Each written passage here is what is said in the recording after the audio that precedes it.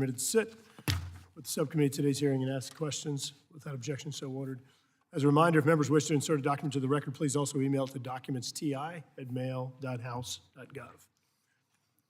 I'll now recognize myself for the purpose of an opening statement for 5 minutes. We've seen some pretty challenging times in the aviation sector over the past several years with COVID, with a huge drop in airline travel, then a huge surge back. We've seen air traffic control run into incredible problems.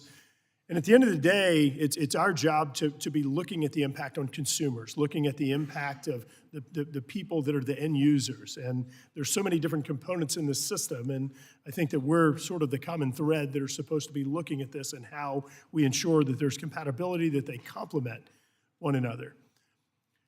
When you look forward and you begin looking at the projections for pilots, for mechanics, for advanced aviation systems, you look at flight attendants, you look at TSA agents or security personnel, and you look at where we are, we're going off a cliff. And what I mean by that is that the challenges that we've seen in recent years, just with air traffic control issues and other challenges and the huge surge and drop in airline travel, that will actually become common practice, meaning the disruptions, the lack of capacity, the higher prices, and the delays and cancellations if we're unable to meet the projected demand.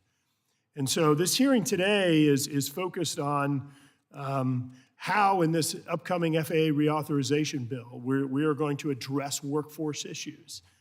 An absolutely critical issue. This is the last hearing, I think the fourth hearing that we've had on aviation.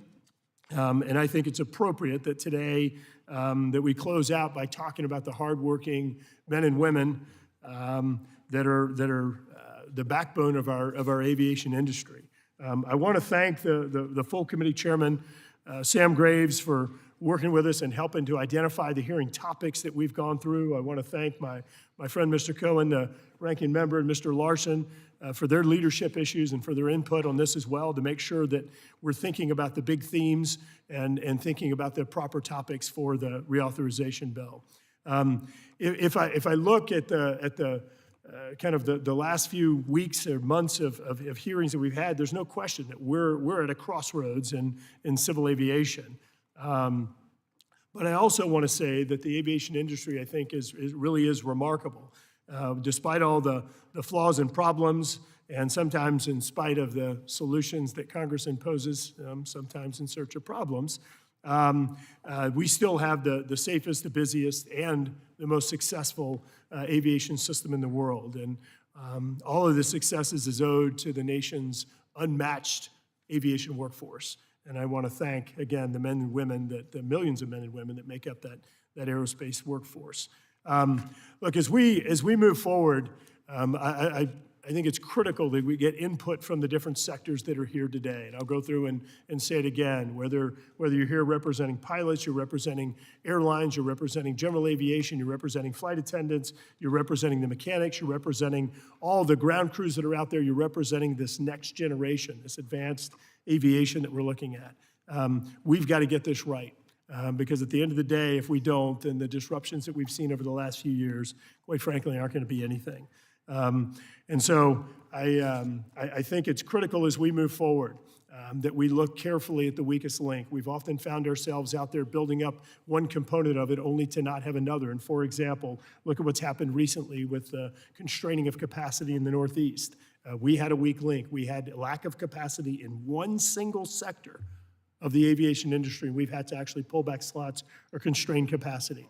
And starting out, or coming back to what I said starting out, at the end of the day, this is about the consumer. And if we're constraining capacity, we're reducing convenience, and we're probably increasing prices. And that's not the direction we need to be moving in. So in closing, I'm going to say this. We are well aware there are projections that make it crystal clear that we've got challenges ahead of us. And we've got to be thinking about how we can move forward in a way that meets the growing demand that we're going to have, but does it while maintaining the clear objective of convenience, of affordability, of safety, and making sure that we do this in a way that's smart and effective for taxpayers. So with that, I yield back my time, and I recognize Ranking Member Cohen for 5 minutes. Thank you, Mr. Chair, and welcome everybody. And I particularly want to say I'm aware of this is Colgan family that's here, and that you continue to represent your loved ones who were lost in that terrible, horrific crash, and that you're here to see that we have safe and good transportation. I'm from Memphis, Tennessee, and Pinnacle Airlines, which was then Colgan, was out of my city, and I regret that, and they didn't run their airline necessarily as well as they should have. They ran it on the cheap. So I apologize. I look forward to hearing from our esteemed witnesses today as we seek to learn about how we can develop and diversify the U.S. aviation workforce. The aviation industry is approaching a critical juncture with respect to its talent development, especially the recruitment, training, and retention of individuals in its workforce. Significant post-pandemic increase, everybody wants to travel, and an aging workforce are just two elements that have exacerbated the need for the FAA, Congress, and the industry leadership to be vigilant in workforce development efforts. Without that, we can't have the airlines as they should be. Partly due to recent staffing issues, the traveling public has had to deal with notable disruptions in air transportation over the past 24 months, with increases in commercial airline delays and cancellations, leaving millions stranded at airports. I just experienced that Sunday when my plane was canceled. Alex, have we found out why yet? Not yet. We've been trying. They said it was weather, but nobody else knows anything about the weather that would have done that, so I was stranded. Last year, 20% of flights arrived behind schedule, resulting in 1.3 million delayed flights. There were roughly 181,000 canceled flights in 2022, exceeding 2021. These statistics suggest Congress must move with an urgency to intentionally developing the workforce and ensure U.S. air travel could continue to meet the demands of our public. And to ensure our safety remains the gold standard, we must shift the focus to cultivating new pipelines for upcoming aviation professionals to flow through. One obvious solution resides within collegiate aviation programs, which help students transition from college to career on the flight deck in airports and in repair shops. In 2022, the Tennessee Board of Regents approved a new program at Southwest Tennessee Community College in my district, which will help folks get into the airline industry. With Feller Express in Memphis, we have those jobs available. Aims to keep those students in the aviation industry or to help them get into it. It's the first two-year program of its kind in Tennessee and is poised to help diversify the aviation workforce. There's been progress in the FAA's historical HBCU initiative program, and several commercial operators such as Delta have pathway programs aimed at diversifying their workforce. Another great example in my district is FedEx, which just celebrated its 50th birthday. A birthday that when they came 50 years ago, it was transformative to the passage delivery in the world, and to Memphis, it was a lifeline and a seamless relationship that continues and should continue forever. They have contributed with working with HBCUs to break down entry barriers for black students, which is a large portion of our community in Memphis. They've created and funded 3 programs since 2021, which aims to empower and educate HBCU students while also connecting them to internships and mentorship programs within the FedEx network. While these programs are helping to make progress, minority demographics are still severely underrepresented in commercial aviation. Black Americans constitute only 3.4% of professional pilots, 5.6% of airport management positions, and 9.5% of air traffic controllers, whereas women comprise only 20% of the aviation workforce.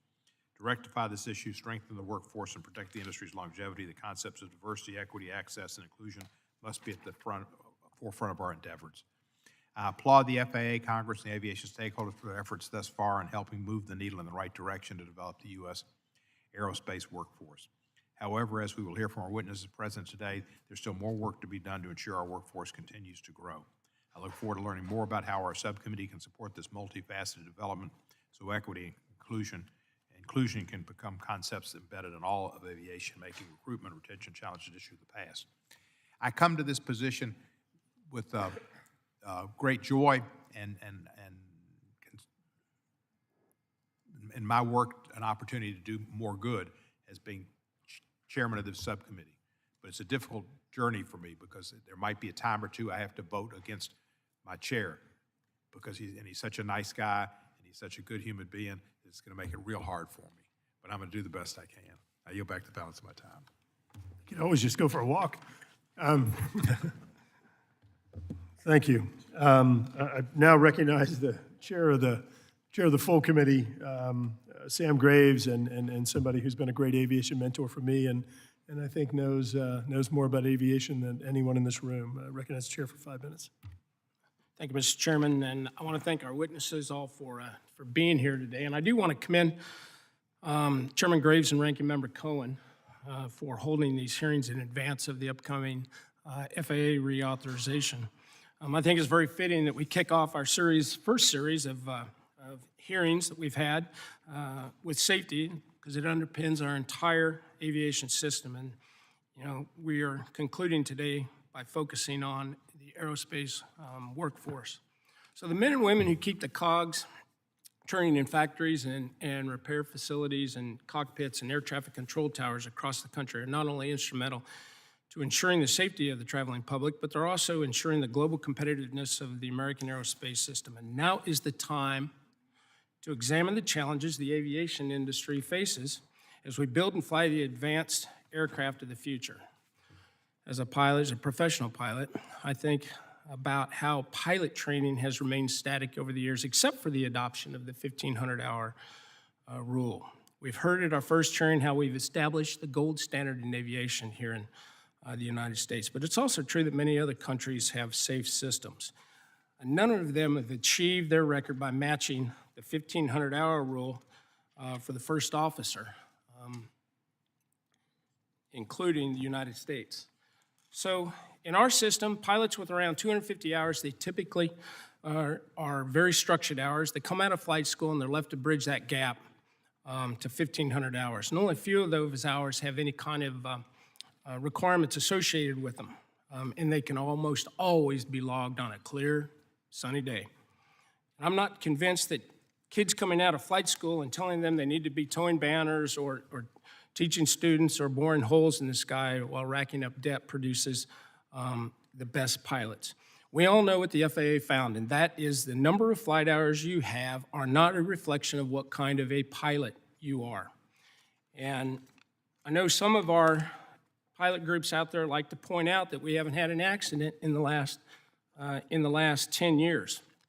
So I went back through and examined those accidents because they point to the fact that they are as a result of the 1,500 hour flight rule. So if you go back and look at the accidents prior to 2010, not one single one had anything to do with the 1,500 hours. You can classify accidents in two categories.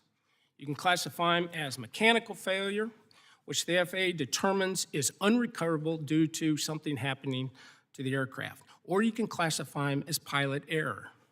So if you go back in 2004, Pinnacle, what we saw was a severe lack of professionalism where the pilot in command had 7,000 hours, and he pushed the envelope during a ferry flight, and he did that intentionally, having fun, and it led to a loss of both engines. In 2004, corporate airlines pilot failed to properly execute a non-precision approach. Both crew members had in excess of 1,500 hours.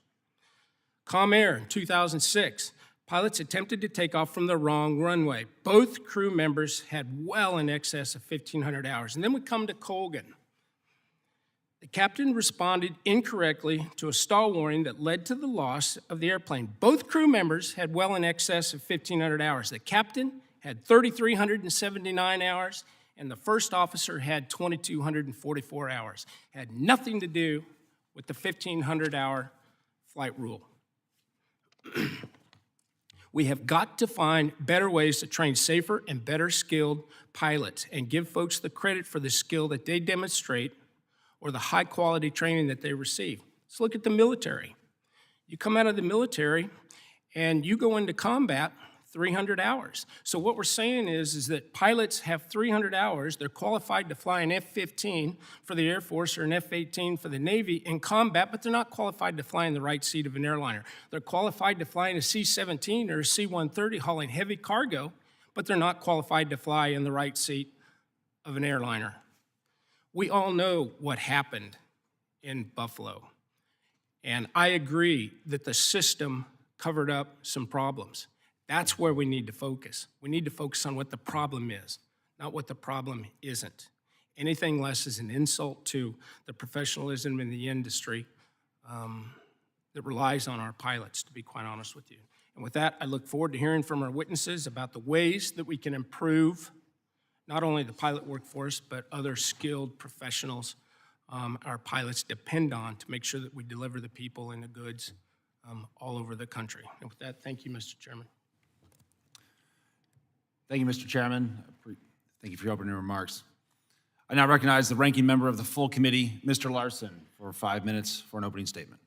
Thank you, Chair, for calling today's FAA reauthorization hearing to explore the challenges facing the workforce in aviation and aerospace. American innovation and economic growth and global leadership are impossible without the hardworking Americans that make up our nation's aerospace and aviation workforce. These dedicated and talented individuals keep our skies safe and efficient, design, build, repair, and operate our most modern aircraft, and help ensure the traveling public arrives at their final destinations without incident, Representative Cohen's experience notwithstanding. The last few years have exacerbated ongoing challenges facing the industry and workforce. Congress has a responsibility to address these challenges to ensure that we retain a robust U.S. aerospace and aviation workforce now and in the future. Recent projections show air travel is expected to reach pre-pandemic levels in North America by the end of this year.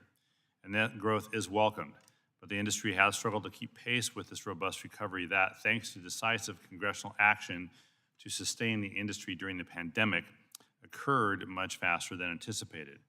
Often at the forefront of this discussion is the availability and recruitment of U.S. commercial airline pilots. While there continues to be debate about whether the current or future supply of pilots is enough to adequately meet demand, here are some facts. The FAA has reportedly issued an average of more than 6,200 new airline transport pilot, or ATP, and restricted ATP, or RATP certificates every year since 2014. From 2017 to 2022, the number of new ATP certificates issued annually more than doubled from an estimated 4,500 to 9,600 certificates. And the Bureau of Labor Stats, or BLS, projects the overall employment of airline and commercial pilots to grow 6% from 2021 to 2031. Meanwhile, the U.S. maintains its role as a global leader in aviation safety, in part due to the key safety rule requiring 1,500 hours of total flight time for pilots hired by U.S. airlines. As many of us know, the standard was enacted following the Colgan Air Flight 3407 crash near Buffalo in 2009. And I too would like to recognize the families who are here today who lost loved ones and thank them for their unwavering and consistent advocacy in front of this committee and in front of Congress. Since the establishment of this rule, the U.S. commercial airline industry has experienced one of the safest decades on record. And while the advancement of aviation technologies such as full-scale flight simulators and other computer-based equipment are helpful tools in developing a more skilled and safer pilot workforce, there is no substitute for real-world flying experience on a flight deck. So preserving the current safety requirements on training are critical to maintaining the U.S. gold standard in aviation safety. Further, Congress and the FAA and stakeholders must expand the pipeline of talent and improve efforts to recruit, train, and retain a robust workforce from every part of our society. To address this priority, the 2018 FAA bill invested $10 million annually in the Section 625 Aviation Workforce Development Grant programs to support the training and recruitment of new aircraft mechanics and pilots. For example, in my hometown of Everett, Washington, Aviation Technical Services, or ATS, earned a $459,000 grant to support their apprenticeship and training programs, which focus on introductory and displaced workers as well as veterans transitioning to civilian life. This grant program is widely supported by stakeholders. Unfortunately, despite receiving hundreds of applications, the FAA could only award 53 grants in the last two funding rounds. So increasing the overall funding level for this program would also help alleviate the bottleneck in training.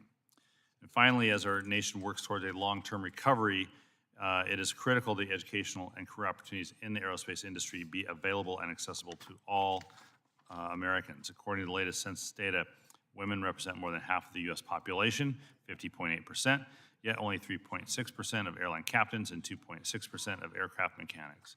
Further, more than 13% of the U.S. population is African American. However, only 3.4% of commercial air pilots are African American. My point here is that there is an opportunity, the opportunity for the aviation aerospace industry, not just to take the initial steps to enhance and diversify its workforce, through the creation of flight training academies, apprenticeships, and other career programs is that more can be done. And Congress must expand the pipeline of people entering aviation careers by increasing outreach to and opportunities for communities underrepresented in the industry, because it's not just the right thing to do, it's probably the most economically competitive thing that we can do to maintain the long-term health of the industry. And so I look forward to the testimony today from our panel, and with that, I yield back my negative 2 seconds. Almost on time, Mr. Larson. I'd like to welcome our witnesses today and thank them for being here. Briefly, I'd like to take a moment to explain how our lighting system works. There are 3 lights in front of you. Green means go, yellow means you're running out of time, so wrap it up, and red means your time has expired. I ask unanimous consent that the witnesses' full statements be included in the record. Without objection, so ordered. As your written testimony has been made part of the record, the subcommittee asks that you limit your oral remarks to 5 minutes. And with that, Ms. Black, you are recognized for 5 minutes of your opening testimony. Thank you very much. Chairman Graves, Ranking Member Cohen, subcommittee members, I'm Faye Malarkey-Black, CEO of the Regional Airline Association. Thank you for including me. Every airline worker holds the safety of passengers in their hands. My full statement covers more ground, so I'll focus now on the pilot shortage, which has grown for years. While our industry contracted, small communities lost air service, and other airline employees lost jobs. Thank you for the payroll support program. It saved our industry. Still, we emerged smaller from the pandemic. Regional airlines did not shed pilots, but larger airlines saw 6,000 leave. Their replacements, plus more for growth, came from regionals. Regionals turned to a pipeline that was higher than usual last year, but still qualified just 9,491, while 12 large airlines alone hired 13,128. Today, 300 airports have lost air service, losing on average 1 in 4 flights. 11 airports went dark. Some say these were profit decisions, so let's settle the matter. Airlines do not shrink networks to profitability, nor park expensive assets unless they must. Today, we see stabilization, not recovery. And within 15 years, nearly half of all pilots will retire. Networks use larger aircraft to cope, concentrating service at larger cities while cutting frequency in markets. Passengers become drivers, while traffic fatalities claimed more than 40,000 lives last year. Some have used data stripped of context to say the pilot shortage is not real. Some say a large moat around the career is needed to boost wages for those inside. Some say there is no pilot shortage, just a pay shortage. Regional airlines starting pay averages $100,000 for pilots. Bonuses can exceed $125,000. 500 jets are parked.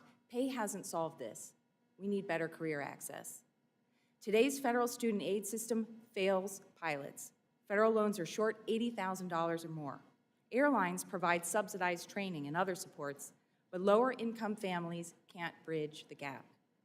Today's pilots are 96% white and 91% male. A racial wealth gap means cost barriers hurt people of color most. Many work first jobs to afford pilot jobs. The average new hire is in their 30s, the median age for childbearing. RA supports a bill expected soon to align student loans with flight education costs. This can't come soon enough.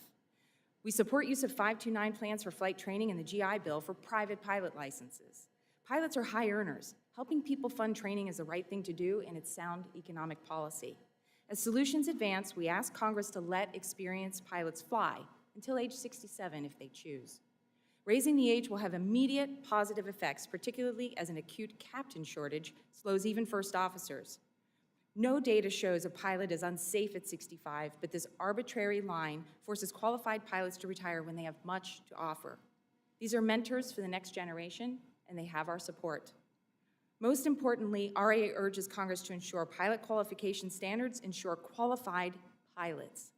A rule change in 2013 required pilots to gain vastly more pre-hire flight time without support for pilots shouldering the burden. This was intended to improve pilot experience, but the reality has been different. The same studies FAA used to craft the rule have been updated 4 times, and each shows that pilots now build time at the expense of the quality and the recency of their training. The more time pilots spend building hours, the more the positive effect of their training fades.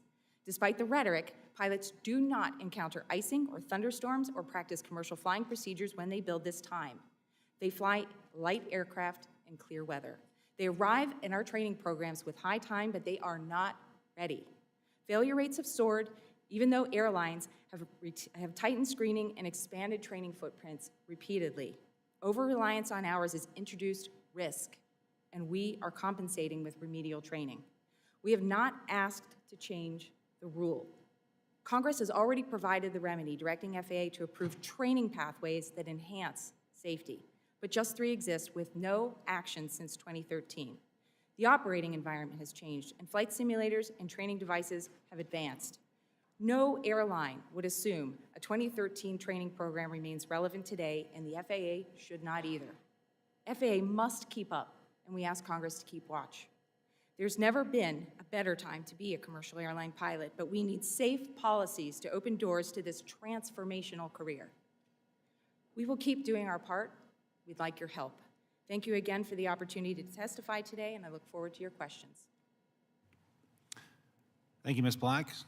Dr. DeVito, you are recognized for 5 minutes of your opening testimony. DeVito. It's DeVivo, but that's DeVivo. okay. My apologies. Members of the Subcommittee on Aviation, thank you so much for allowing me to speak to this esteemed group. I'm honored to be part of this panel of engaged leaders who are working to provide opportunities to the next generation workforce. I come here today to offer 2 perspectives. The first is as the chair of the Youth Access to American Jobs and Aviation Task Force, a group of 21 members charged by Congress to look at how we provide a growing workforce pipeline to the aviation and aerospace industry. We developed 21 recommendations to address this challenge. The second perspective is as the president of Vaughn College of Aeronautics and Technology, a private nonprofit institution in New York City. We offer certifications and degree programs in aviation. The task force provided a roadmap for implementation with a set of actionable items using documented best practices and initiatives designed to grow the workforce. The overwhelming evidence to our talent shortfall lies in young people from currently underrepresented groups who are unaware of the jobs available in this sector and the transformational opportunities they represent. This industry has been an unknown opportunity for these communities, including rural communities. Building awareness needs to begin at age 10, when students are exploring their passions and their interests are formed. Key to this effort is creating a one-stop-shop website. This resource for students and families would provide information and support to join the industry. 18 is the second critical time when students and families are making training and education decisions, and the pathway needs to be clearly defined and communicated. The next hurdle is funding. We must also make the pathway affordable so that students from every economic background can pursue the needed credentials to join the workforce. Among the recommendations, decrease the cost of flight training by increasing the allowable simulator time for pilot certification, increasing the maximum Pell Grant for students, developing a National Aviation Scholarship Program, increasing donations to aerospace education programs, increasing the current FAA Workforce Grant Program from $10 million to $50 million, as well as increasing funds to support the FAA's oversight of that program, and leveraging their regulatory oversight to lower costs by updating its personnel and certification standards. The connective tissue that links these recommendations together is the need to communicate at the regional and national level. We suggest a model based on the 9 regions of the FAA. The regional advisory councils would collaborate on pathways, best practices, and resources with a representative from each regional council forming a national advisory council that would monitor efforts and design metrics for success. These councils could be managed and coordinated by the FAA's Aviation and Space Education Office. We further encourage the FAA to seek out partnerships with the Department of Labor, the Department of Education, and others to facilitate communication and alignment of national priorities that shape training and certification pathways. As an educational institution that serves a primarily underserved and underrepresented population, Vaughn College understands firsthand the challenges that students from under-resourced communities face. We serve a population of about 1,200, 80% are from underrepresented backgrounds, and most are first generation. The average family income for an aviation maintenance student is about $34,000, and for all other programs, about $42,000. An aviation maintenance student has a 55% gap between the cost of tuition and federal and state financial aid, and 48% gap for all others. For our flight students, the cost of training is an additional $75,000 to $85,000. Many families do not qualify for a Parent Plus loan and turn to the alternative loan market where the interest rates are high. Doubling Pell would provide greater financial support. Congress could also consider the Flight Education Access Act to increase the subsidized and unsubsidized loan limits. Families could carry the debt with a competitive interest rate, and an income-based repayment option would allow affordable repayment. Congress could also do more to support minority-serving institutions with grants for simulation equipment, curriculum development, and faculty, like the options available through the Department of Education with Title V and Title III grants. This effort could be coordinated with a cooperative relationship between the FAA and DOE. The future will only become more challenging with advanced air mobility and uncrewed aerial vehicles. The current workforce demands do not factor in the technicians, pilots, vertiport managers, and engineers needed for these burgeoning fields. The FAA needs the staffing and operational support to meet these demands. We have the roadmap. Now we need commitment to invest in building a pipeline that supplies the workforce for the future. Thank you. Thank you, Dr. DeVivo. Hopefully I got it right that time. Mr. Thress, you are recognized for 5 minutes. Thank you, Vice Chairman Yocum. Ranking Member Cohen, Ranking Member Larson, members of the subcommittee, on behalf of Flight Safety International, thank you for the opportunity to testify today. I'm Brad Thress, President and CEO of Flight Safety. I'd like to start by saying, as a lifelong aviator and a former Air Force pilot, type-rated in several commercial and business jet aircraft, I'm very passionate about the safety of our industry, and it's the focus of our entire company. Flight Safety trains pilots, maintenance technicians, cabin personnel, dispatchers, and drone operators for business aviation, defense, and the commercial airlines. We also engineer and manufacture our own simulators at our factory in Broken Arrow, Oklahoma. Simulator flight training is an integral part of the safety improvements achieved by the aviation industry over the last several decades. It is proven to save lives. It is a regulatory requirement around the world, and it is also required by insurers of complex airplanes. Globally, over 1,500 civil full-flight simulators are in operation. Sims are certified to accurately recreate the experience of flight operations. They provide a fully immersive experience. Pilots are qualified and U-types 100% in the simulator. The first time they fly the airplane is typically with passengers in the back. The full flight sim you see pictured here on the left consists of 3 major assemblies, an exact duplicate of a full cockpit, which you can see in the upper right picture, a high-definition wraparound visual system, and a motion base. The average cost of a full flight sim is $12 million, and they simulate operations anywhere in the world in all weather conditions. Simulators also enable flight crews to experience all possible aircraft malfunctions, many of which are impractical to train in the aircraft because it's unsafe. Between 2020 and 2022, 488 accidents occurred during training flights. That's 11% of all accidents. These accidents resulted in 70 fatalities. Simulators also allow crews to experience rare events like rapid decompressions and emergency descents, high-speed rejected takeoffs, and dual engine failures. Full spectrum of operating environments are also available in the simulator. We train environmental events like wingtip vortices encounters, wind shear, cold weather operations in snow and ice, and mountainous airport operations in poor weather. We also train special operating procedures like the approaches into Washington Reagan.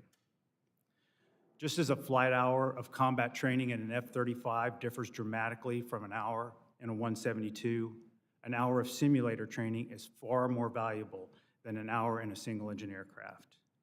The 2 pictures on the right contrast the experience of the simulator on the upper right and the single-engine airplane on the lower right. Since 2013, airline co-pilots are required to have 1,500 hours, just like airline captains.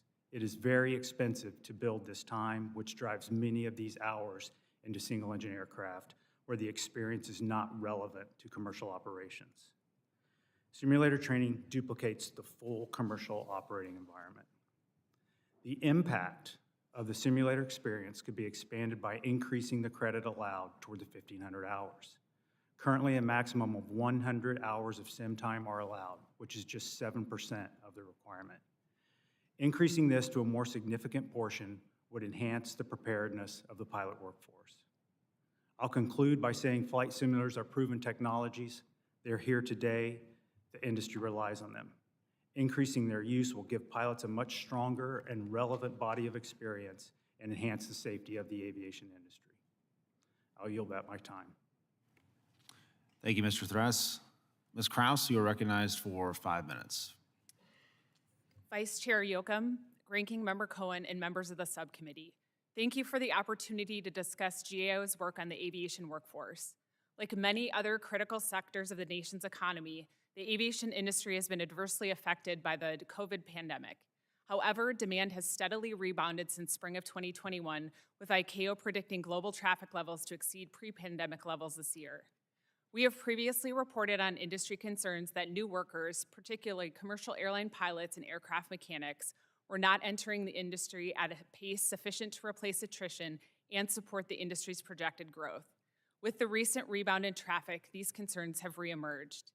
My statement today is based on our past work and forthcoming report on the aviation workforce, and will focus on 1, what federal and industry data reveal about the supply and demand of airline pilots and aircraft mechanics, 2, challenges to maintaining or growing workforce supply, and 3, actions the aviation industry and FAA are taking to address those challenges. First, federal and industry data on the supply of U.S. pilots reveal a growing but also aging workforce. From 2017 through 2022, the total number of individuals qualified to be airline pilots, that is, those holding airline transport pilot or ATP and active medical certificates, increased by 3% or 3,000 or by 2%. The number of students enrolled in four-year pilot training schools also doubled from around 15,000 in 2017 to around 30,000 in 2021. However, as of 2022, over half of active ATP certificate holders were over the age of 50. While the supply has increased, the combination of increases in pilot hiring, wages, and employment in recent years also shows strong demand and can serve as indicators of a tight labor market. Demand for pilots is especially acute among regional airlines, reporting that their operations have been affected by difficulties in hiring and retaining pilots, particularly captains who have moved to larger airlines. As for aircraft mechanics, mechanic certificates grew by 11% and student enrollment grew by 18% from 2017 through 2022. However, there was a decline in employment levels and an increase in wages, which may suggest that the number of mechanics willing or able to work in aviation has decreased. There are some limitations to what data can tell us about this workforce. For example, because some certificated pilots and mechanics may be working for other industries or aerospace companies, the ATP and mechanic certificate data overestimate the number of currently employed by airlines or repair stations. In addition, future supply and demand projections are inherently uncertain. For example, the projected growth assumes continued economic growth. If a recession or another unexpected event affecting demand were to occur, the projections may be higher than actual demand. A number of challenges continue to constrain the supply of pilots and mechanics, according to aviation stakeholders we interviewed for our forthcoming report. Several of these challenges we have reported on before and include 1, the high cost of pilot education, 2, pay and working conditions faced by mechanics whose skills are highly valued by other industries, and 3, limited workforce diversity, which shrinks the pool of potential future applicants. Airlines, repair stations, and FAA are taking steps to address these challenges. For example, several regional airlines recently increased pilot pay, in one case boosting starting wages for first-year first-class officers and captains by around 120% and 175% respectively. In addition, some airlines and repair stations have established their own training schools and programs to help train pilots and mechanics. FAA also has several efforts to enhance outreach and attract more youth and diversity to aviation careers. For example, under the Aviation Workforce Grant Programs established by Congress in FAA's last reauthorization, FAA awarded $5 million to 16 schools for pilots and another $5 million to 15 schools for maintenance workers in 2022. However, FAA received more than 300 applications for these grants. and several stakeholders we interviewed said the funding provided is likely not enough to make a substantial impact on supply challenges. In closing, a sufficient supply of skilled aviation workers is critical to ensuring a safe and robust aviation system. The recent strong recovery of aviation demand has been good for the industry, but has also exacerbated long-standing workforce challenges. Meeting aviation workforce needs is a shared responsibility among the aviation industry, schools, and government. This concludes my statement. I look forward to answering your questions. Thank you, Ms. Kraus. Captain Ambrosi, you are recognized for 5 minutes for your opening statement. Chair Graves, Ranking Member Larson, Chair Graves, Ranking Member Cohen, and members of the subcommittee, thank you for the opportunity to offer my view on behalf of more than 67,000 pilots of the Airline Pilots Association International. I'd like to thank this committee for its bold action in 2020 to pass the payroll support program. It prevented the collapse of the airline industry and saved American jobs. Your work guaranteed that this country would have enough pilots during the pandemic and could respond to demand-driven growth when recovery came. Thanks to you, the United States has more than enough pilots and the safest skies in the world. A decade earlier, this committee also came together in a bipartisan effort to take on a crisis in our industry, a series of fatal accidents, the last of which occurred near Buffalo, New York in 2009. I'm honored that the families of those who lost loved ones on that flight and on the ground are represented here today. In response to more than 1,100 lives lost in U.S. airline accidents in the 20 years prior to 2010, Congress heeded investigators who found that inadequate pilot experience and training had contributed to the crashes. In the 2010 FAA bill, you established stronger pilot qualification, training, and experience requirements and made other aviation safety improvements. Since then, passenger fatalities have dropped by 99.8%. This year's reauthorization should be based on retaining these provisions. This pilot training framework has also produced tens of thousands more pilots over the past decade than airlines needed. The United States has certificated nearly 64,000 airline transport pilots since July of 2013, while airlines have hired to fill approximately 40,000 positions.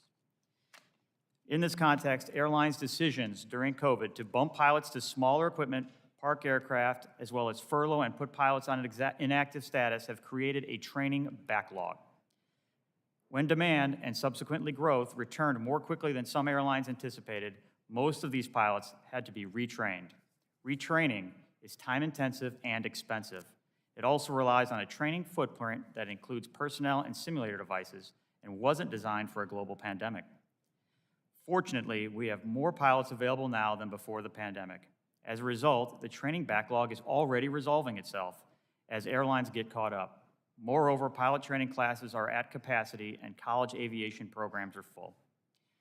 With the recovery, and thanks to this committee's work, airlines are hiring pilots as companies expand market share and networks.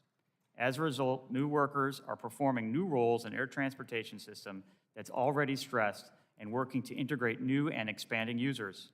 This is no time to weaken safety standards.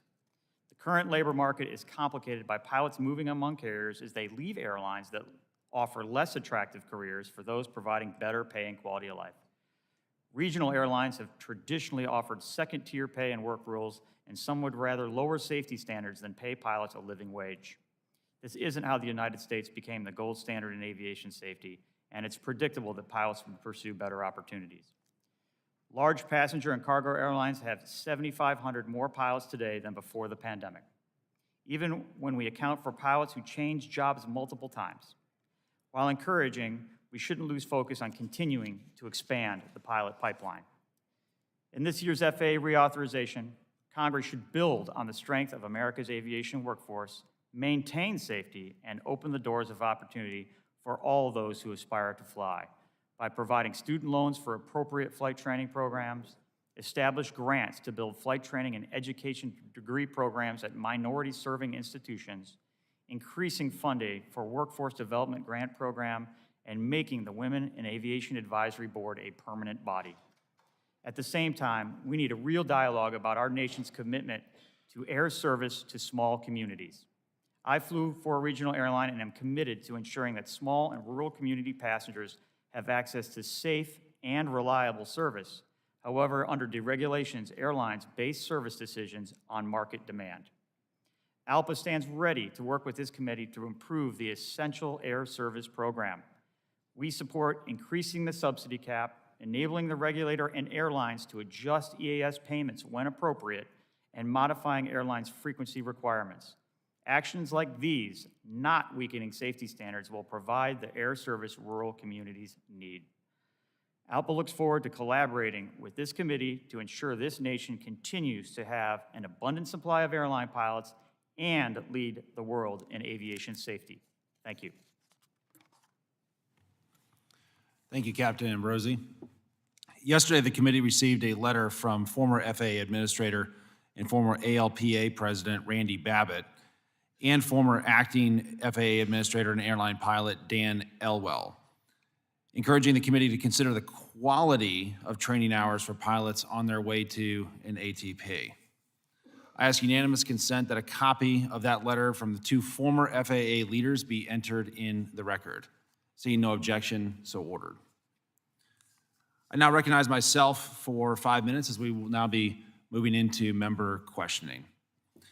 Thanks again to our witnesses for being here and to examine the challenges facing the aviation workforce.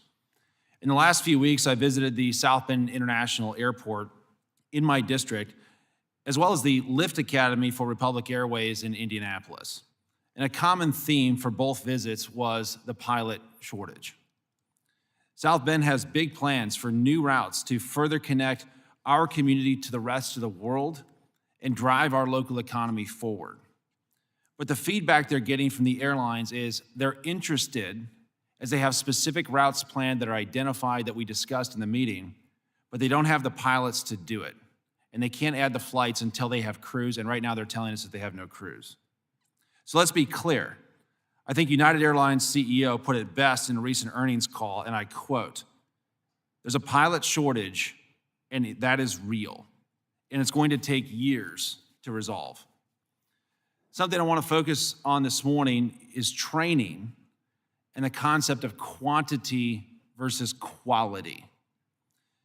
The value of the hours spent in a Cessna, as I have gone through pilot training myself and am a check ride away from having my own private pilot certificate, and the value of someone like me spending time in a Cessna running laps around an airfield on a bright sunny day stands in stark contrast to an hour in a simulator learning how to respond to emergency scenarios that builds muscle memory in preparation for an emergency scenario.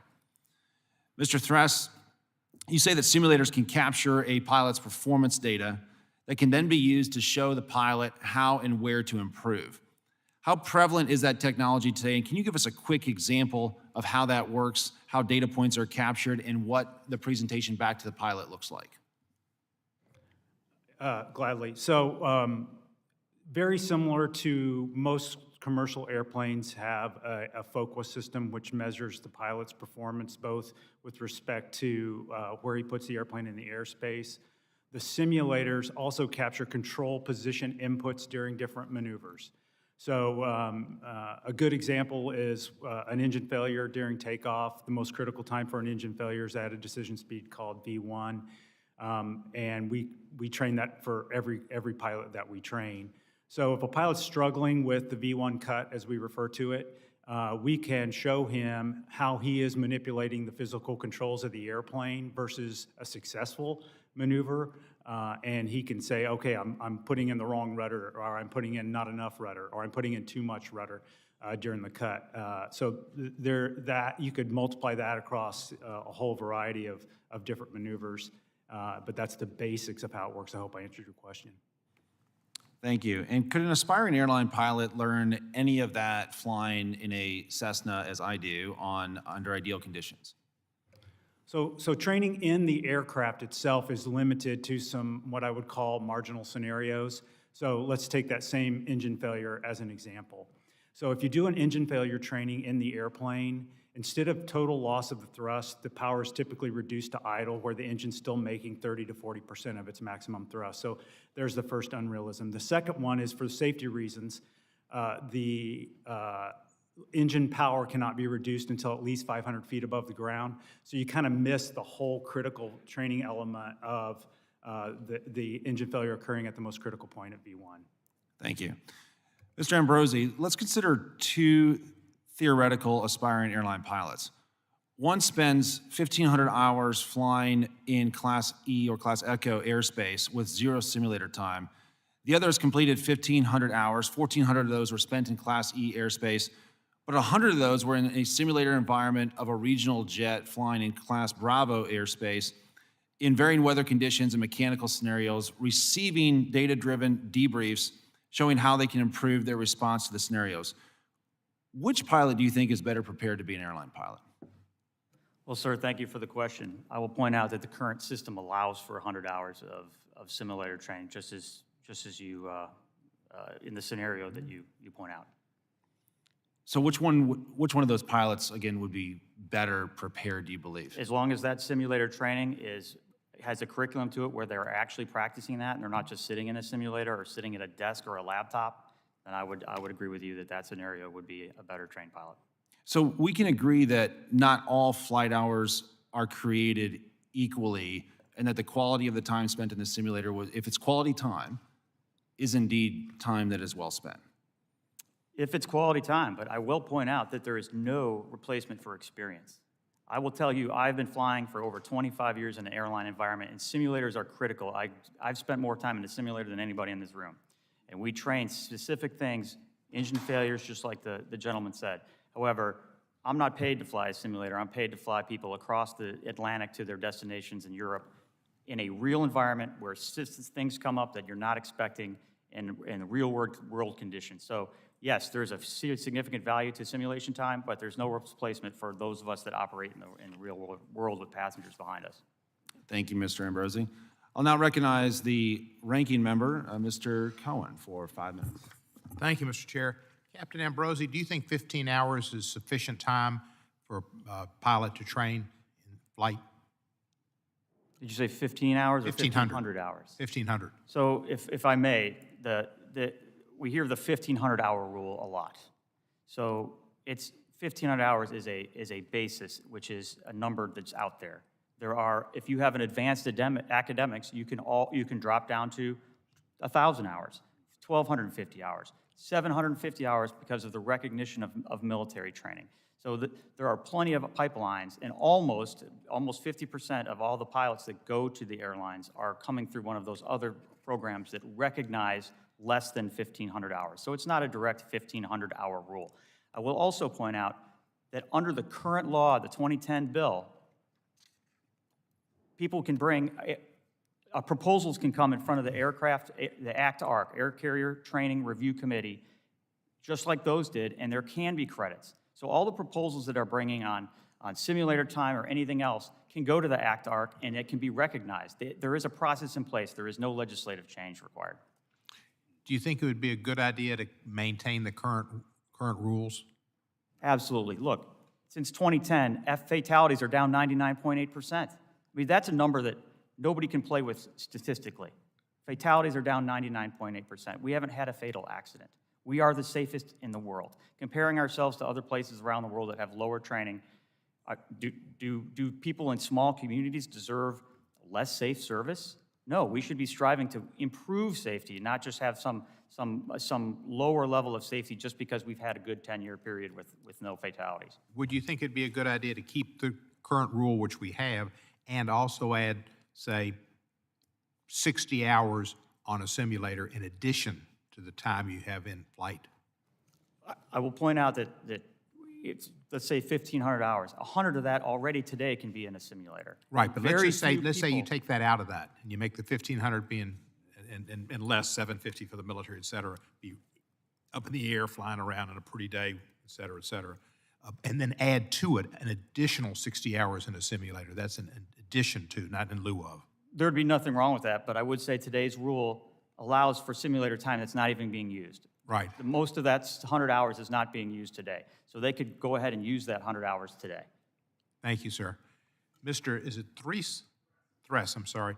Do you think the 1,500 hours is good or bad, the rule we've got with the annotations that the captain? Yeah, I think I would shy away from the 1,500-hour rule, making comment on that. I think it's for the regulator to observe. I'm just saying that of the hours that typically go toward the 1,500, a lot of them are at a very simple, unrealistic, as was discussed previously, not relevant to the commercial airline operating environment, and that the simulator is much more valuable than flying around on a blue sky day in a 172. Well, what about keeping the rule like it is and adding that you also have to do 60 hours in a simulator? Yeah, I have no objection to that, and I think that would add value and add richness and experience and build safety for the aviation industry. Thank you, sir. Now let me ask the panel to refresh my recollection. I had some memory of a African-American pilot, and this goes to the lack of African-American opportunities in the air industry, but an African-American pilot who I think flew around the world solo. And he might have been from Miami, and he might have gotten you're familiar with it? Is there a program that he got started or he was part of in Miami to try to get students there involved in the aviation industry, and how's that worked out? I think you're referring to Captain Barrington Irving. Yeah, that's it. Is a wonderful, if I had a check for $1 million, I think I would try and give it to what he is doing, because he has showed people in communities that are similar to the community that he came from, that there's room for him, there's room for them in aviation. I think it's been a great success. He's moved this, he's now got documentaries going, and so it's been great on outreach, but he's also showing them how to get into the industry. Unfortunately, those high career barriers remain, and so we need to follow up those great outreach efforts where things that actually give people funding to access this career we've woken them up to. Since Jay Beresford-Tipton is not here to give you $1 million, how would you recommend that the Congress, with its millions of dollars, utilize Mr. Irving and his program?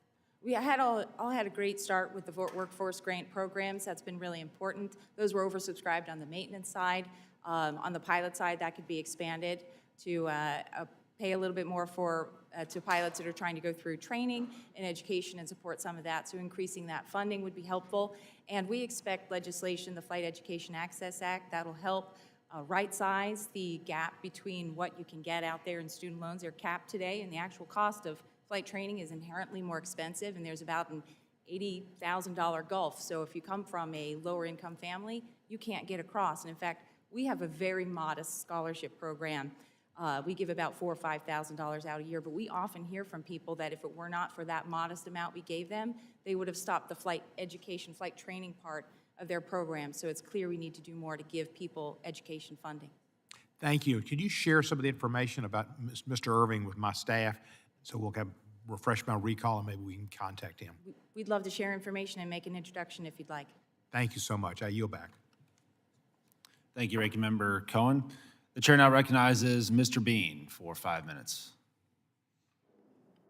I thought it was going to be a lot longer, Mr. Chairman, so thank you so much. And good morning, panelists. Good morning, T&I Subcommittee. What an honor to be with you and for y'all to be forward. Captain Ambrosi, you're a lot of times sitting up front at the plane. Sometimes you're sitting in the back. If you're sitting in the back of the plane, what scares you? What do you worry about if you're sitting in the back of the plane? Do you ever get concerned about anything? What should the public be concerned if they're sitting in the back of the plane? Maybe food poisoning? No, in all seriousness, our airlines have great food. I'm not going to. Look, it's about having well-trained pilots, flight attendants, mechanics, making sure that this industry is as safe as it is today. What I worry about are the attacks by special interests to roll back or change regulations that have worked. Again, we're back to, this is simple, 99.8% reduction in fatalities in the last 10 years since the 2010 FAA bill. It's easy. We don't have to talk about any other numbers besides that. Safety. Let's do things to enhance. Let's make it better. We're the gold standard of aviation. My first ever hearing in the short 3 months I've been in this position. What are we going to do to make that even better? We shouldn't be talking about equivalent or rolling back. We should be, how do we make it better? There's been a series of recent incidents. It's been in the news. I participated in an FAA safety panel. With those kind of things going on because of all the new in the system, why are we discussing potentially rolling back or decreasing a level of safety? 10-4. No, thank you for sharing that. I'm on several other committees. I'm on Education and Workforce, Small Business. You name, of course, all these committees meet at the same time, but you name the industry and everybody is suffering from lack of skilled workers in their industry. You name it, and so everybody. So we have to rethink how we are getting kids fired up about careers, whether they're a pilot or an auto mechanic, or more importantly today, an aircraft mechanic, or somebody that can fix a simulator. So let's rethink it. The Pell Grant, I know Dr. DeVivo, you talked about changes to the Pell Grant. More money is one thing, but is there anything we need to do? Pell Grant, it's now 50 years old. What do we need to change to the Pell Grant besides just adding money to it? That's a great question. So for most students from under-resourced communities, Pell is helpful, but it's all the expenses around going to school that are often not funded. So if you're commuting, how do I get a bus pass? How do I afford a bus pass? How do I make sure I can afford my books? How do I make sure I can eat? Vaughn students, oftentimes, 6 times over the last year, they experienced a shortfall in income, right? And it's often for things like rent and Wi-Fi and those kinds of expenses. And so Pell is terrific in that it helps support tuition and fees, but it's those expenses around college that are very That's kind of expensive. growing up, though. Going to college is not just the classes, but it's learning that you've got to do your homework and no one's there to get you up. So what do we need to do? What if we were going to make over our education system and to make a path? What would it look like? I know you have programs to teach mechanics, Pilots, engineers. but you're a college. What about the kid that doesn't even go to college? How do we, and I'll throw this as a toss-up to anybody, how do we reach? We're not doing a good job or a good enough job to get kids, and I say kids, but just young people, or anybody really, fired up about different professions. What do we need to do? Anybody want to jump in? Brad Thresh, what say you? So I'm really out of my swim lane here, but I would say that the culture in America toward education is overly focused on the 4-year degree, and I think we need to start early in high school and channel people and. All right, how do we do? I agree with you. How do we? Do we have? You have to create a pathway. Career days. I mean, would it be industries? Would you take some kids to let them shadow some of your mechanics? Certainly, but I think the pathway's got to be very clear. So the pathway toward becoming a commercial airline pilot at Embry-Riddle is crystal clear, down to the hour. Yeah. That pathway toward becoming a windmill technician or an auto mechanic or a sim tech is not as clear, and it has to start early. It has to start in high school. Gotcha. Captain, jump in. Yeah, I would just add that we understand, and as the Airline Pilots Association, we begin outreach all the way down to middle schools. We do over 1,000 visits a year at middle schools. We're trying to expand to make a more diverse workforce. Our pipeline is full because, as you said, it's very clear how to be there, but we need to get people inspired, minorities, women. My daughter is 8 years old, and I want her to have opportunities that females 30 years ago when I was going through it didn't have. So it's about getting out there and doing that outreach. 10-4. My time's expired. I love the conversation, love the ideas and thoughts, and so thank you for being a part of the debate today. Thank you. I yield back, Mr. Chairman. Thank you, Mr. Bain. I always appreciate your enthusiasm, sir. And with that, would like to recognize the ranking member of the full committee, Mr. Larson, for 5 minutes. Thank you, Chair. First, I'd like to enter into record statements from the Coalition of Airline Pilots, the Southwest Airline Pilots Association, the Flight School Association of North America, and Captain Sully Sullenberger, all supporting the preservation of the current 1,500-hour rule, in addition to other comments they have. Without objection, so ordered. Thank you. So first question is for GAO and Heather Kraus. You mentioned on page 11 of your report, which I think, first off, the report does a good job of outlining the phalanx of challenges that we face, and then some solutions for it. But on page 11, you discuss infrastructure constraints, by which you mean school infrastructure, facilities, ability to train students, and as well as the increasing demand from traditional aerospace and from emerging AAM industry. And I'm wondering if the GAO has done anything specifically about a study on the AAM industry with regards to the employment opportunities, but also the shortage or the dearth of folks who can help that industry as well. Yeah, we did some work looking at the projected timelines at this stage for AAM, and as part of that, understanding some of the challenges that the industry faces. And so one of them is workforce challenges. The skills, we did explore with stakeholders the types of skills that are needed for that workforce. So things like increased understanding of electrification and power systems is one example. But the standards haven't been set in terms of, and the skills are sort of still being developed or determined that are going to be needed for those types of aircraft as those aircraft are being designed and certified. So that's kind of driving what would be needed for better understanding what kind of workforce is needed to support it. Okay, thanks. And not to be too obvious, but I'll be very obvious. Another reason why it maybe is a good idea to increase the authorization levels for Section 625, because it's clear from the amount of applications that come in, we're hardly meeting the demand right now. Yeah, from the range of stakeholders we spoke with had some concerns about the funding levels. Yeah, great, thanks. Dr. DeVivo, just turning a little bit differently, what actions have you seen as most successful in keeping costs down for students or for helping students? Are you asking about one specific program or just in general about how to keep costs down? I'm asking you what actions have been most successful in keeping costs down for students?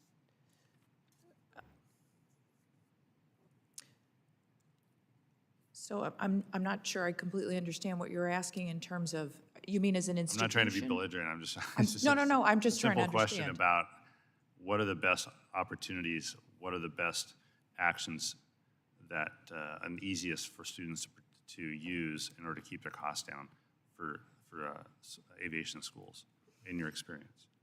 Yeah, so, it will vary by state, right? Some states are, in addition to federal funding, whatever that state is doing in terms of helping to support that student. And I'm really limiting my comments to those from low socioeconomic backgrounds, right? So, any prep that they can do before they get to a collegiate program, and we do everything from aviation maintenance training to engineering programs, right? So, on the aviation maintenance training side, there's really the rules that just changed after 50 years in September helped us to put the general license in high schools, so that can help save money, right? So then you're only coming to us needing an airframe and a power plant. P-TECH programs, if you're familiar with federal funds that are administered to states, where you can work with a local high school so that a student gets 30 credits of high school and only needs 30 credits at the collegiate level, has an associate's degree. We're doing that in avionics, aircraft electronics, and we find an industry partner. So it's the local high school, us, and in this case, AAR, right? Now you're only paying for 30 credits of collegiate education. So those are a couple of different ways. This, having more of the work, the prep work done to the extent that we can in high schools certainly helps in that pathway. The nice thing about aviation is you could be flying from a young age, right? You can't get certified, but you can at least be flying. So when students come to us at 10th and 11th grade, I'll say, did you take a demo flight? Start to get a sense of what the career path looks like. You can start to build hours even before you get to us. Those are some of the options that really help lower the cost for families. Thanks, I appreciate that, and I appreciate it, Mr. Chair. I just wanted to ask some other questions other than the 1,500-hour rule. We're getting a good debate on that, and I think that's great. But the workforce development part of the FAA bill title will be addressing much broader issues as well, and I want to be sure we get some other things on record. But I want to thank Captain Brozzi for being our witness here today. Thanks. Thank you, Ranking Member Larson. The chair now recognizes Mr. Nels for 5 minutes. Thank you, Mr. Chairman. Listen, we all understand that pilots undergo frequent and higher levels of testing most any other high-stakes profession. Pilots who turn the age of 40 are required medical evaluations every 6 months, an EKG every 12 months, and performance tests every 9 months, recurrent training and qualification programs approved by the FAA, and regular flight test performance evaluations. Pilots over the age of 60 also undergo frequent simular assessments to verify their continued competence and flight skills. These assessments provide an evidence-based measure of a pilot's decision-making, reaction time, communication, and overall performance. And there is no better measure of the competencies required for safe and effective flight than simulator assessments, regardless of age. In 2007, the FAA changed the age of pilots on large carriers from age 60 to 65. Back then, ALPA was against raising the age. They fought against it aggressively. Once it was passed into law and the age was raised to 65, ALPA reversed course and supported the decision to raise the age. Mr. Ambrosi, are you familiar with the name Captain John Prater? Yes, sir, former ALPA. Okay. Mr. Prater was ALPA's president back in 2007 when the age limit was raised to 65. In a speech in 2010, Mr. Prater praised the decision to raise the age and said it has helped with the pilot shortage. Mr. Ambrosi, are you familiar with his speech? I am not. Okay. It is my understanding his speech was on ALPA's website last year, and now it can no longer be found. Mr. Chairman, I would like to ask unanimous consent to have Mr. Prater's speech entered into the official record. Without objection, so ordered. For all my colleagues here today, I need to clarify one thing. The aviation industry, and we know it, is the safest in history, in aviation history today. And I think it's the remarkable work done by the FAA as well as the airline carriers. But understand this, regional carriers support raising the age from 65 to 67. Mr. Ambrosi, a Part 125 carrier can haul 20 passengers. A Part 135 carrier can haul 30 passengers. And some of these aircraft operated by the 125s and the 135 carriers can be as large as a 737, a 747, hell, even a 787. Is that correct? It's my understanding. Yeah, that is correct. Do you believe the 125 and 135 carriers are operating safely, yes or no? Sir, I don't represent those airlines. Folks, these carriers can hire pilots to fly past the age up to 70 years old. Do you think it's fair, and nobody in this room, do you think it's fair that the millionaires and the billionaires in this country are allowed to fly net jets and all these big private airlines? They got net jets, they're flying, having their good time on their private jets, right? And they get the most experienced pilots to fly, while average Americans don't. Average Americans don't. Net jets in them, they're stealing these pilots from the Part 121s. They're stealing their pilots at the age of 65 because you can't fly anymore for the Part 131s. You can't fly for United and American once you turn 65. Net jets and all these private carriers, they just love it because they're just taking them. They got a guy with 25,000 hours in the cockpit. They love it. A sports team, folks, a sports team can fly a Part 125 and a 135. Like a basketball team. Boston may have to fly to Atlanta, the basketball team. Cleveland's going to fly to New York. The playoffs are going on. These teams are worth billions of dollars, and yet they are confident that the guy in the cockpit could be up to 70 years old, even higher. The wealthy elites out of Hollywood flying these private jets, they can have a guy get in that cockpit, and he could be 70 years old, but yet we're telling the major airliners, when you turn 65, you're out of here. Are Part 125 and 135 pilots less safe than the Part 121 pilots? Mr. Ambrosi, yes or no? Sir, Just a yes or no. Are they are they less safe than the 121 pilots? And do you have data that would support it, yes or no? they operate in a different world. Folks, this is my point. Large airliners are forced to retire at the age of 65 because of an arbitrary rule passed by Congress. The pilot age was put into place in 1959, 2007. They overwhelmingly raised the age and the limit to 65. I tell you what, I asked the committee to support my bill, let experienced pilots fly, raising the age from 65 to 67. I highlighted the health and physical fitness requirements, they're the same. Let's show support for the regional airliners by raising the age 65 to 67. The regional airliners are asking for our help, and it's the right thing to do. Ms. Black, I will fight like hell to get this common sense approach and increase the age 65 to 67 in the FAA reauthorization. I yield back. Thank you, Mr. Nels. The chair now recognizes Mr. Johnson for 5 minutes of questions. Thank you, Mr. Chairman, for holding this hearing, you and the ranking member. And I want to thank the witnesses for appearing today and for your testimony. Since the Wright brothers first took flight on December 17th of 1903, the aviation industry has soared to heights that the Wright brothers could not have imagined. Aviation today is an essential component of America's global leadership, and Congress must stay diligent in ensuring that the aviation industry continues to set the gold standard for the world, thus ensuring continued economic growth in trade, business, and tourism.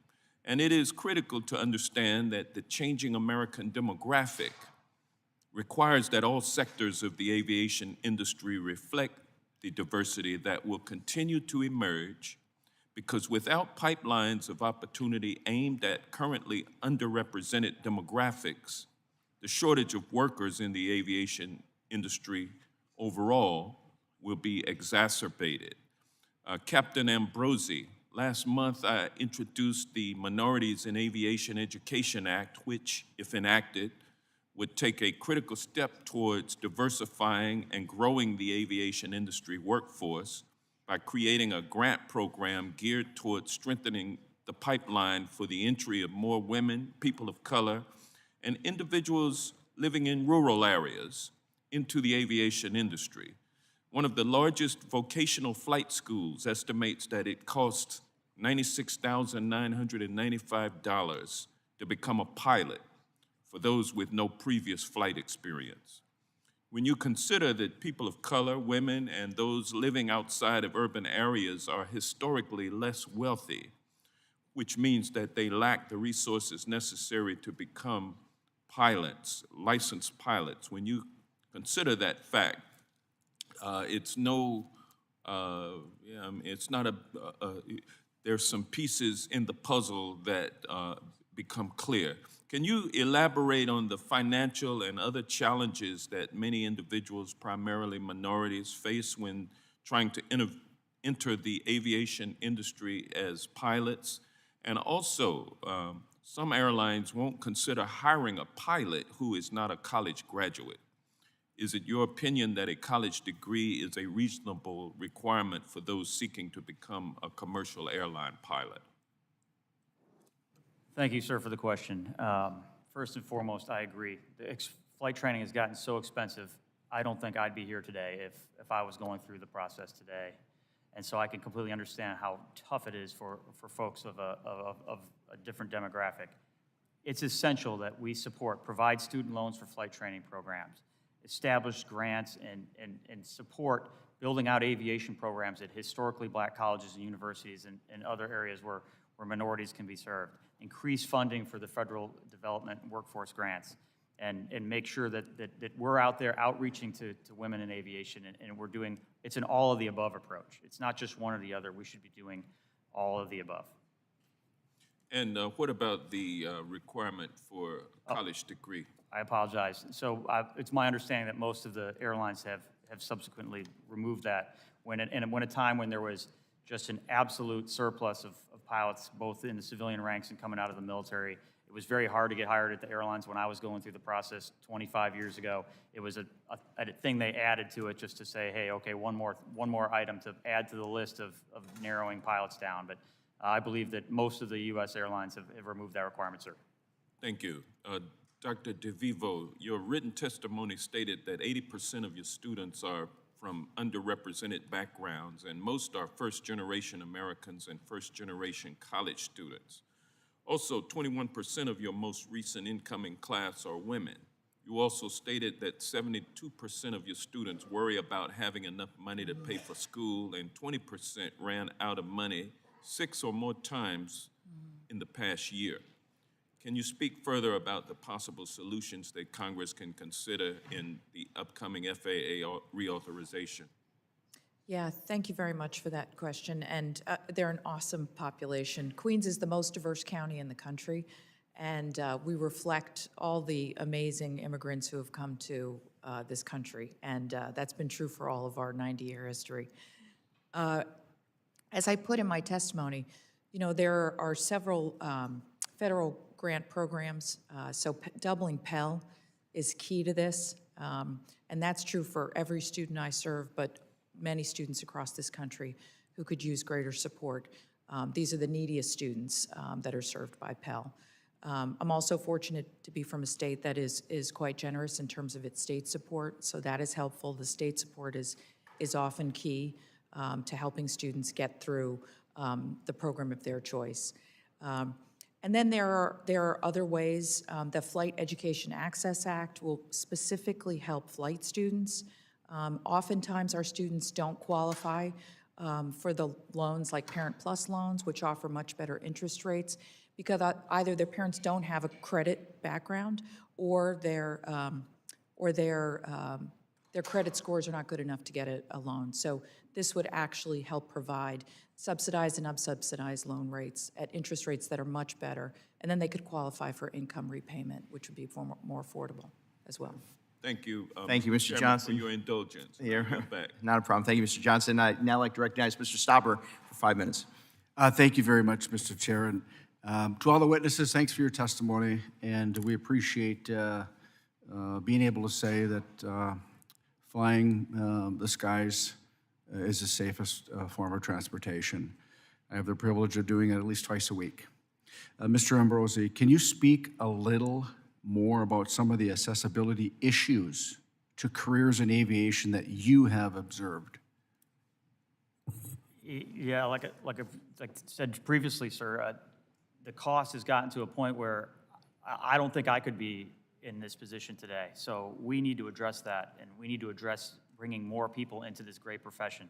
Being an airline pilot today, now that we're in a post-pandemic environment and we're bringing up pay and working conditions to where they should be, this is a great time to be an airline pilot. We need to make sure that access is out there for everybody.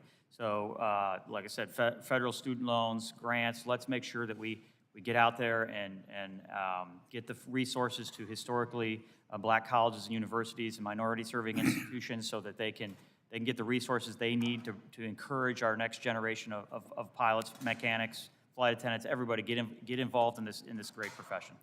And a follow-up, would allowing the FAA certified commercial pilot and aircraft maintenance technician schools to qualify as an expense for existing 529 plans lower this barrier? I think that's a spectacular idea. We would support that 100%. And I'm grateful to Congressman Collins for introducing the Aviation Workforce Development Act to help make aviation education more accessible, and as a co-sponsor, I look forward to championing the bill across the finish line during the FAA reauthorization. Dr. DeVivo, in your testimony, you indicate that legislation like the National Center for the Advocacy of Aviation Act could help create greater awareness of the aviation sector, especially by young people.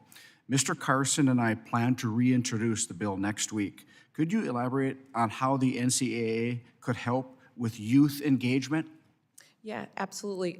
So one of the key ways that we found as part of the youth task force was there is no one place to get good information about how to get to a career in the industry. So let's say you go to Oshkosh and you get a EAA for Eagle flight, right? And then what do?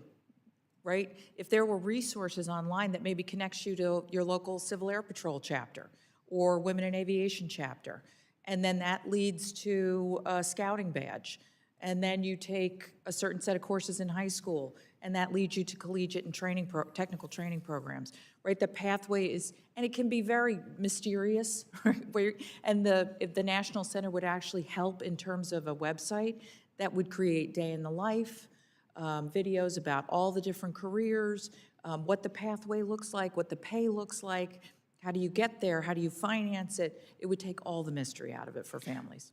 I agree with you. I think that the more we can let the public and our youth know about the aviation careers and how awesome they can be and how exceptional they are, I think we can help with that workforce issue. And I know that this committee, in a bipartisan fashion, as Mr. Johnson stated earlier, we want to help you with that, and we are committed to doing that. You know, I appreciate the opportunity to work with my colleagues to improve the workforce pipeline and inspire more people to work in the aviation industry during the FAA reauthorization. You know, but the truth of the matter is we must stop disincentivizing a whole generation of able-bodied Americans from working. Now, nearly every industry is suffering from workforce shortage. We need to return to a society that values the dignity of work and rewards effort. Only then will we see the real changes we all desire. Mr. Chair, I yield back. Thank you, Mr. Stauber. And now for 5 minutes, Mr. Garcia. Thank you, Chairman, and thank you to all the witnesses this morning. My first question is to Captain Ambrosi. As you stated in your testimony, the number of ATP certificates issued each year between 2017 and 2022 increased by more than 100%, which is great. But with the flight schools across the country are running at maximum capacity, first officers complete initial training and then have to wait for a check airman to perform their initial operating experience. Once online, the first officers are underutilized due to the imbalance in captains, first officers, and check airmen. These problems, in addition to the mass early retirement during the COVID-19 pandemic, contributed to the bottleneck in the training pipeline that hinders a carrier's ability to effectively utilize pilots. So my question is, what, in your opinion, what can Congress do to help enhance your training capacity and to eliminate the bottlenecks in the training pipeline? Well, sir, thank you for the question. The system is working. The pandemic, to the retirement piece, many airlines did early out retirement packages because they didn't know the 3 rounds of payroll support program, and thank you very much to the Congress for supporting the aviation workforce. Many pilots retired. We're catching up on that wave because those retirements are down. So they were basically borrowing from the future, and those retirements are down. So the retirements over the next 2 and 3 years will be significantly less than they would have been. So that's going to help us. The training backlog, it takes a long time to train a pilot at an airline, and that's a good thing because of the safety record we have. So we're getting caught up. All those people that were bumped down are now training back the other direction, and the airlines will be in a far better place than they were. As far as at the regionals with the captains leaving, and they have first officers, it's reported that some of the regionals, the better paying and working to condition airlines, they have classes full into the next year. So the captains are leaving. Captains used to stay in place largely and wait for a major partner and go to a legacy partner.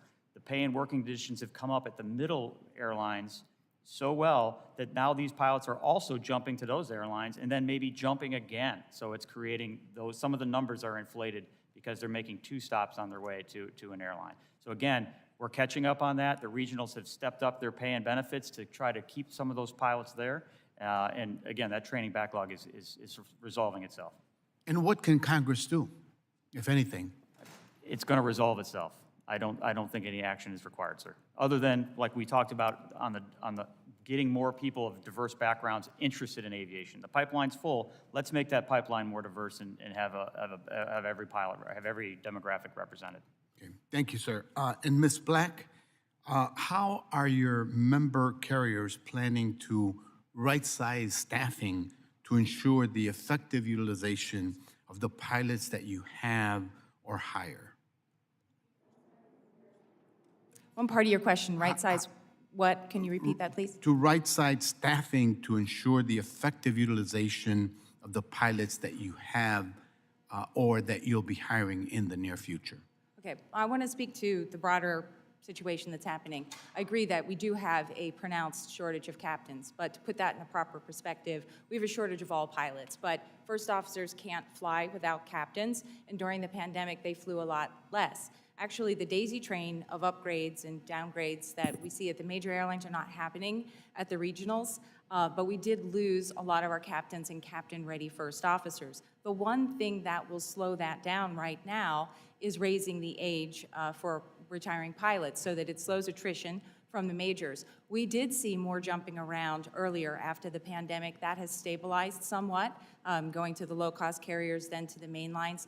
Pay and benefits has improved across the board, but regional airlines are and will be the career entry portal for the industry. That's not new. Larger airlines can offer a bigger airplane with greater revenue capacity and more advancement to bigger and bigger aircraft, just like that happens at the majors.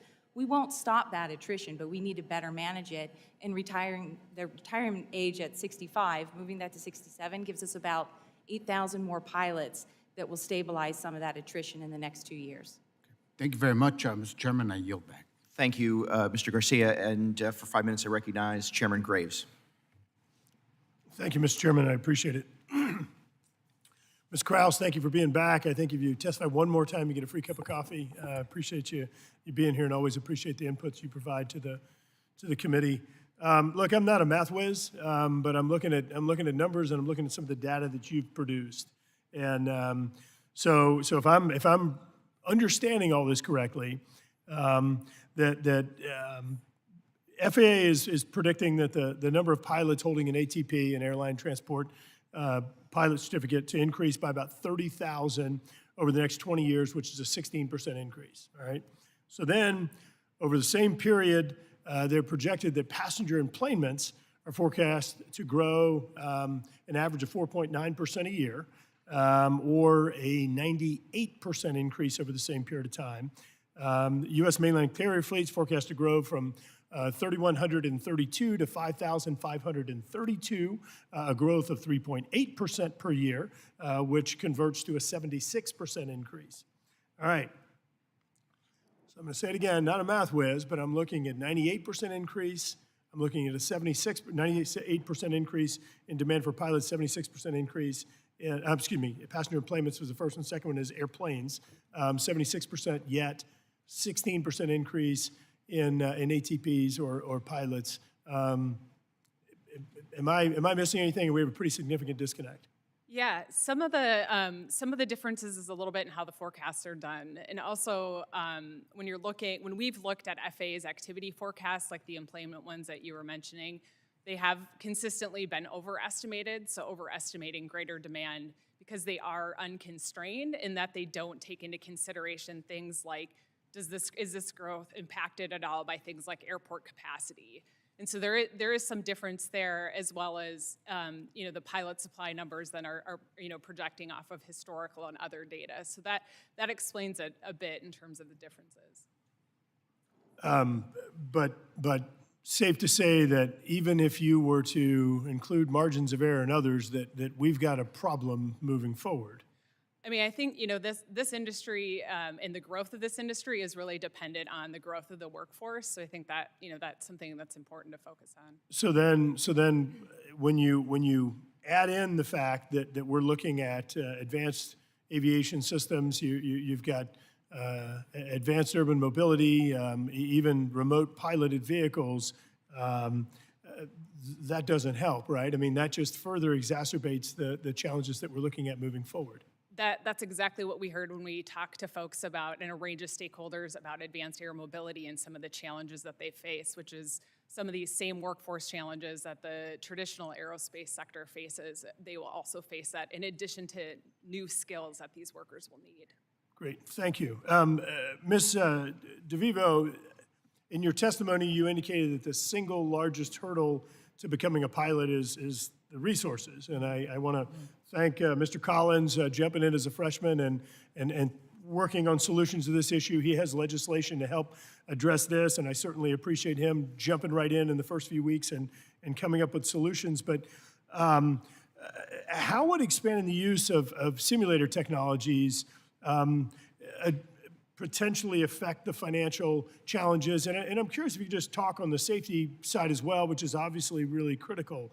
Could you respond to that, please? Yeah, exactly, absolutely. So part of the reason why the task force recommended this is because simulator time is a lot less expensive than flight time. And if you are not flying consistently, I'm talking 3 times a week, it will cost you much more because you have to repeat the last thing, because you're just not, well, you're working on your, this idea of being able to consistently fly is really important. If you were to expand the number of simulator hours that were available, then students could be practicing at a much cheaper rate, which makes that flight hour in the plane that much more efficient.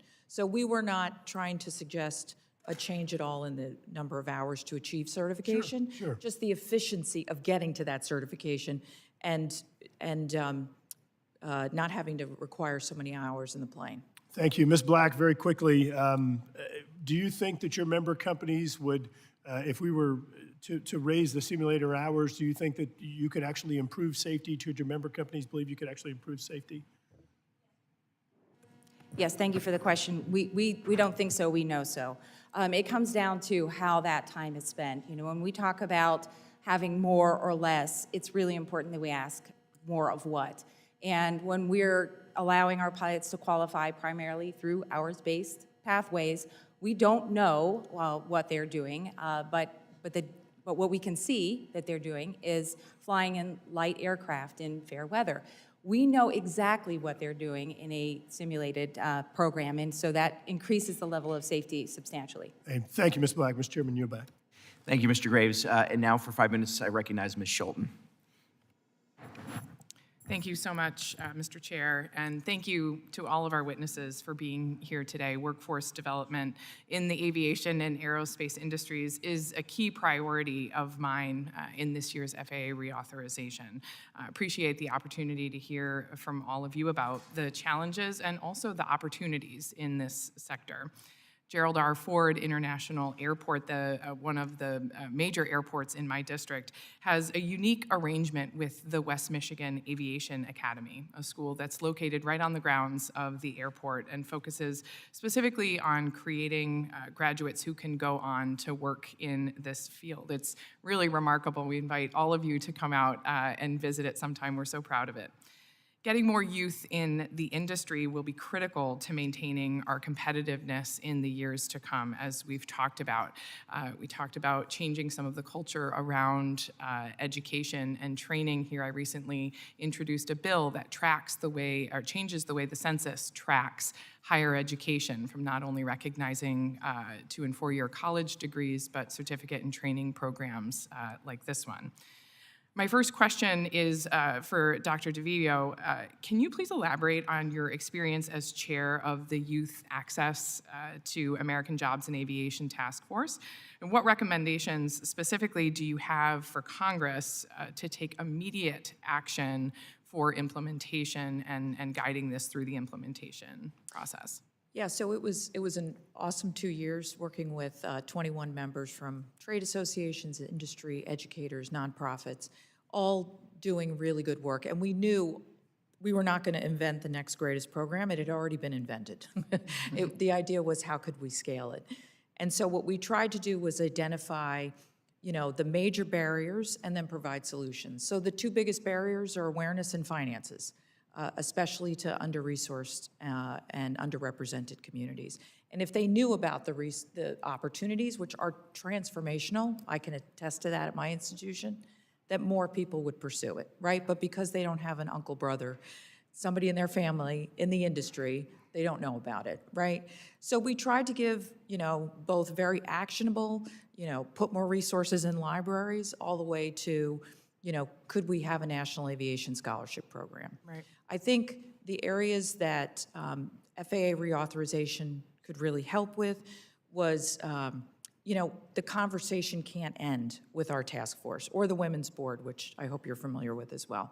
This idea that we need to keep the conversation going, but not just at the national level, but also to do it at the regional level as well. So we had proposed, you know, use the 9 regions of the FAA, use the AVSA, the Aviation and Space Education Office. They have representatives in each district, put together industry, higher ed, training programs, nonprofits. Let's at least start to share resources, share students, you know, and reach Boys and Girls Club, scouting, get all of us in the room talking about how we serve our regions. Then have a representative go to a national advisory council that would look at metrics of success and make sure that that information was always being fed back to the FAA. Yeah. Around finances, it's the Flight Education Access Act. It's about doubling Pell, those kind of things that will really help change the trajectory for under-resourced and underrepresented communities. Yeah, thank you. That was very insightful and thorough. Appreciate it. I have a follow-up question for Captain Ambrosino. Earlier, we were talking about multiple ways to continue to expand our workforce, and I wanted to ask you, do you think it's wise to raise the retirement age to 67?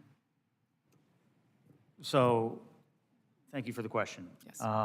The European regulators have studied this, and they have recommended against it. So the Europeans have studied the decline with age and are against it.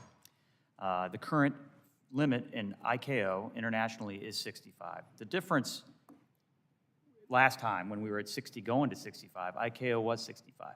So going to 65 instantly got you 5 more years of airline pilots. In today's world, that's not the same, because going to 67 will result in every pilot that flies internationally outside the U.S. will have to retrain on domestic-only equipment. The airlines will have to build schedules that result in those pilots only flying domestically. This is a major cost burden. Not only will it do that for the airlines and create a more headache for them, for pilots that choose to stay, you will also have the issue of taking training slots and a much-needed training backlog for those pilots to train going down and then leave 2 years later, which is a slot that someone that could do the next several years for that company in that position. Thank you. Thank you, Ms. Sheldon. I appreciate that. I now would like to just recognize myself for 5 minutes, and thank you all for testifying today. I know that we've covered these topics ad nauseum this afternoon. Is it afternoon yet? Today, I've made addressing the aviation industry workforce issues and overall workforce shortage. I've made the workforce development grants a principal priority for me as we consider FAA reauthorization.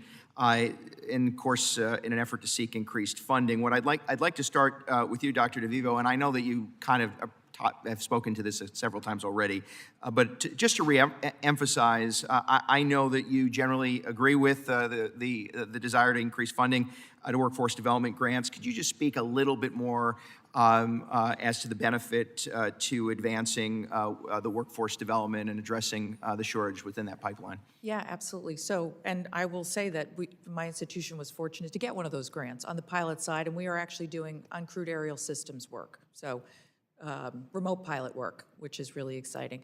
You know, the issue is that 10 million is clearly not enough for the whole country, right? And we would really love to see that funded at 50 million. At the same time, please help give the FAA the operational funding to oversee the implementation of those grants. I think it was a bit of a challenge, and if we were to move from 10 million to 50 million, I think they would need some more operational help. In my previous life as a local elected official, we built an experiential hangar and training program in partnership with the community college. The grant became very, very critical. We know the value and we know the benefit. I represent a portion of the state of New York with smaller regional airports, in particular Ithaca and Binghamton, New York, where sadly we've seen, certainly because of workforce issues and others, a decline in both capacity and who takes advantage of or makes use of those particular airports. In my short time on the subcommittee, I've become a bit more interested and focused on advanced air mobility, AAM, with the understanding that the technology itself and the advancement of AAM could provide greater access to those regional airports and perhaps, in fact, revitalize them and create greater connectivity with larger airports.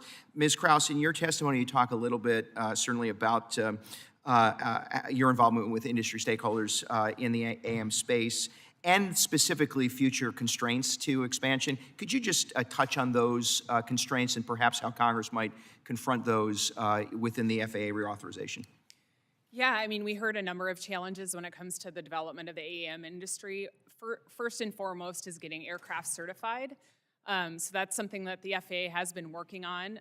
That will help, sort out some of the other challenges that certainly are faced, including workforce, and you have a better sense of the type of skills that you may need for those workforce. Other issues that we've heard when we've done this work is just having the markets there to support it, and the kind of marketability of the technology. So yeah, there's a number of things that are still, because it is still developing, that kind of start with the certification of the aircraft. Sure, and thank you for that. And I just emphasize AAM provides, I think, an opportunity to bring back to life some of these regional airports that frankly can provide really good connectivity. Captain Ambrosi, as I came in, you were talking a little bit about steps that we could take certainly to expand access and enhance access to pilot education courses, et cetera. Could you reemphasize this concept of making use in qualifying expenses under the 529 savings plans, and perhaps that as a tool might break down some financial barriers? And again, I recognize that we've touched on some of this already. Yes, sir. Thank you for the question. As I said previously, I think it's an all-of-the-above approach. So I think the 529 is a great idea. I think federal student loans for flight training. You know, other professions have access to these loans. I don't know why our profession is any different. So we should certainly open the doors. As I said, funding for historically black colleges, universities, minority-serving institutions, and all of the above type approach. This is a great. I say it all the time, but this is such a great profession. Let's figure out how to open the doors for everybody. The pipeline is full. We don't have a problem attracting people, but we need to attract everybody. This needs to be an all-of-the-above approach. I appreciate that, and I think we generally all agree. You know, this is an area and a space that, quite frankly, if we get this right, can really unlock employment opportunities with good-paying, solid jobs, long-term investment. And I just hope that we make it a priority in reauthorization, and that we focus on breaking into communities that often don't have access to what will be a tremendous work opportunities. And with that, my time has expired, and I'd like to recognize Mr. Allred for 5 minutes. Well, thank you, Mr. Chairman. I also have a small aviation industry in my area. I represent Dallas, where, of course, Southwest and American Airlines are headquartered, and we have major aviation employers, and it's critically important for us. And as we talk about dealing with the pipeline issues and getting more folks into the pipeline, as has been discussed today, and I think as you just discussed, Captain, it seems to me the best way for us to do that is to throw open the doors and also to increase the diversity of our pipelines, particularly for our pilots. To me, this is something I've made a focus of my time in Congress, to try and introduce some of our talented youngsters to this pathway. That also, of course, will help us bring more people into the profession, but also open new avenues. And Dr. DeVivo, we've heard a lot about how your students and other prospective pilots are having trouble paying for school and run out of funds and can't qualify for loans. I'm working on legislation right now to increase the caps on student loans for folks attending flight school. I wonder if you could discuss how that would help to increase the diversity of the students and the folks seeking to get into this profession. Yeah, absolutely. Thank you for the question. So many of our families can't qualify for a Parent Plus loan because they either don't have the credit history or they don't have the credit score to qualify, which means they have to go to the alternative loan market where the interest rate is quite high. I have a female pilot, a black female pilot, graduated with $90,000 in alternative loan debt at a percentage rate of 18%. That makes it hard to eat while you're trying to get your hours, right? So this idea of having, the loans for subsidized or unsubsidized raise means that they would have a much more reasonable interest rate, but also they'd qualify for income-based repayment, so it would be affordable as they make their way to an awesome career. Absolutely. I think that's very important to note. And Captain Ambrosi, I know workforce diversity is an area where the Airline Pilots Association has been very engaged, and I want to thank you for that. And just wanted to know if you could add anything to what you just said in response to the last question around throwing open the doors, particularly access to these loans, and how you would see that benefiting in terms of creating a more diverse pipeline for pilots. Absolutely. Look, at the Airline Pilots Association, we pride ourselves on outreach, and it's not just about the people that are our members now, but the future generation, embracing the next generation. We do over 1,000 visits a year to everybody from middle schools to universities. We put ACE clubs at universities to try to increase the outreach to more folks from a more diverse background. And again, it's an all of the above type of approach. We get out there, get the message out there. That's part of it, is getting that message out there that yes, you can become an airline pilot, you can become a mechanic, you can become anything that you want to become. So we pride ourselves in getting out there and delivering that message. And it does help that now the entry-level pays of this job are getting better to where you can fund some of these student loans. Back when I came through, you know, the pay was so miserable that a student loan was a burden that was very difficult. So fortunately, we've negotiated better pay and working conditions at most airlines, and the student loan process is essential. So whatever we can do to help at ALPA. So specifically, you would support increasing the caps on student loans? Absolutely. Yeah, that's great. Thank you, sir. My last minute here, President Black, as you know, Congress took action in 2018 and the FAA Reauthorization to create Section 625. I know we've had a lot of discussion about that today to allow government and industry stakeholders to work together to encourage more Americans to pursue good-paying careers in aviation. Beyond reauthorizing and increasing the amount of money in the program, are there other improvements that you think we should make to it? Yes, thank you for the question. I think we're doing a great job on outreach, and I think the workforce development, the grants have been very, very powerful in curriculum development and teacher development, and that's strengthening us. But we could go even further and allow that to help people use it as another tool to pay for education and training, both for pilots and mechanics. And I also want to add a comment. We've talked a whole lot about the degree pathway, which remains really important, but it's also important to support students that are coming through certificate programs, Part 141, highly structured training programs. There aren't enough of those today. Right now, 2/3 of the pilots qualify through hours-based qualification. That's another way where we can inject more areas of support, but also higher structure for the pilots that are coming in. That's great. Thank you so much. Mr. Chairman, I'll yield back. Thank you, sir. I now recognize myself, which I think is kind of weird to say. I've always thought that, but I guess I'm doing it. And I appreciate my friends talk about diversity. My mama actually flew an airplane during the Second World War, and so I'm an unrepentant mama's boy. And I like the fact that there are 3 women up here at this time, and I'd always thought that if it was now, mama would be flying me up here to D.C., but at the time, that was just, after the war, it just probably wasn't the coolest thing, although I carry around a picture of her in her airplane, and it's very cool to me. And after she passed, she was actually put into Knoxville College's Hall of Fame as a historically black college there in Knoxville where she taught. So very proud of my mama. Anyway, Captain Ambrosi, you stated that pilot training backlogs contributed to air travel disruptions last year. Can you explain this, and do you expect similar problems in the future? Thank you for the question, sir. And I have a daughter who's 8, and I hope she gets into this profession as well. It's a great one. But I have a daughter who's 15 who rides horses. I wish she'd taken up motorcycles. It's cheaper and a lot safer. Go right ahead. If But my I love daughter's her. watching, I'm going to ask her to take up motorcycles and not horses, because I understand what you're going Yes, through. sir. But look, let's make no mistake. Last summer, the airlines overscheduled. They had airplanes available. Because of the pandemic and the training backlog and the fact that they had displaced so many pilots, they had to be retrained. They had available airplanes.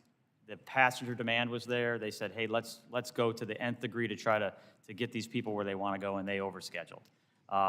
We're getting caught up at the big airlines have more pilots than they've ever had by thousands more than pre-pandemic levels. Wow. So So you don't expect that to be happen in the future, or is there a caveat, as we say? If I had a crystal ball, I'd buy a lottery ticket. But I would tell you that I think the ball's in their court. They have a lot more pilots, and they should be fine this summer. But the ball's in their court. If they decide to go, let's push it just that extra X% to maximize revenue, then we could have a problem. But they're certainly in a better position this year than they were last summer. I hate it when they push it when I'm trying to get back to Knoxville. Ms. Black, GAO determined that the pilot supply grew from 2017 to 2022, but the regional airlines are struggling to attract and retain pilots.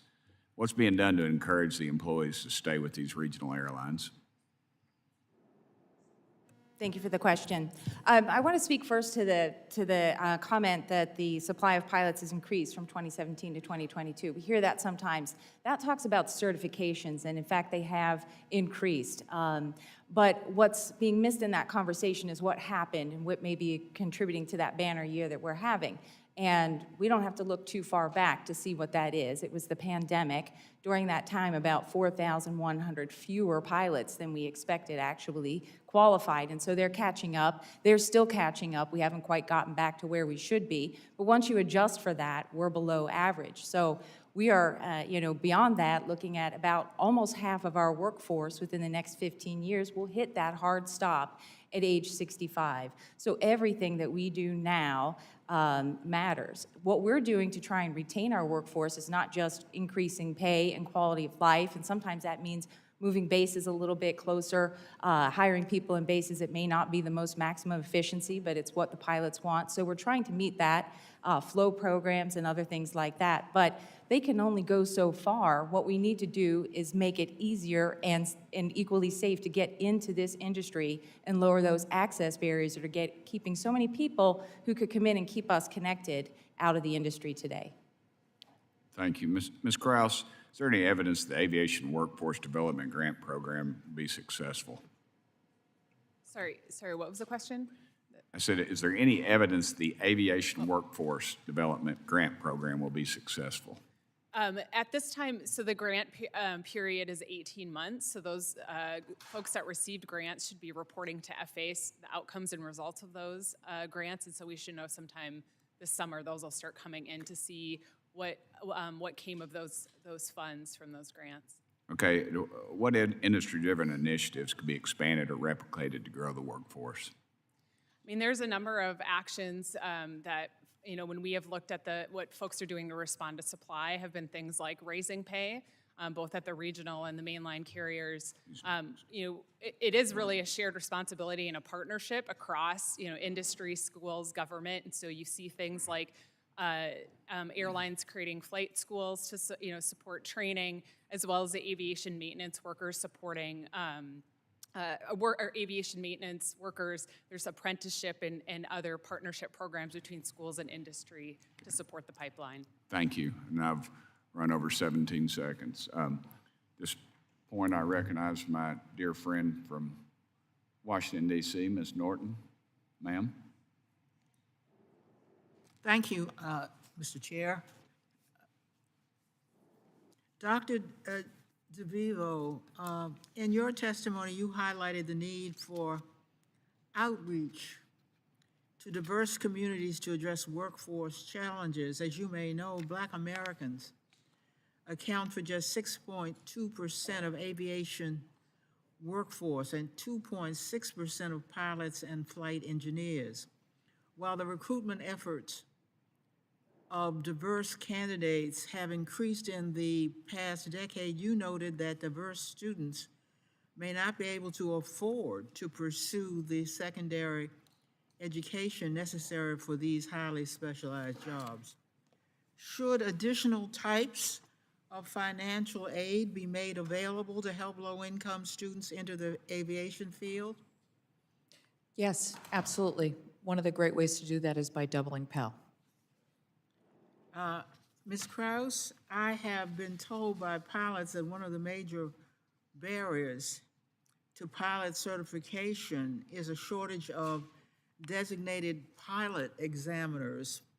Flight students who have completed the requisite education requirements still have to wait to display their knowledge in exams because there are not enough examiners to account for all the students. Does GAO have any statistics on recommendations related to designated pilot examiners and their impact on the current workforce challenges?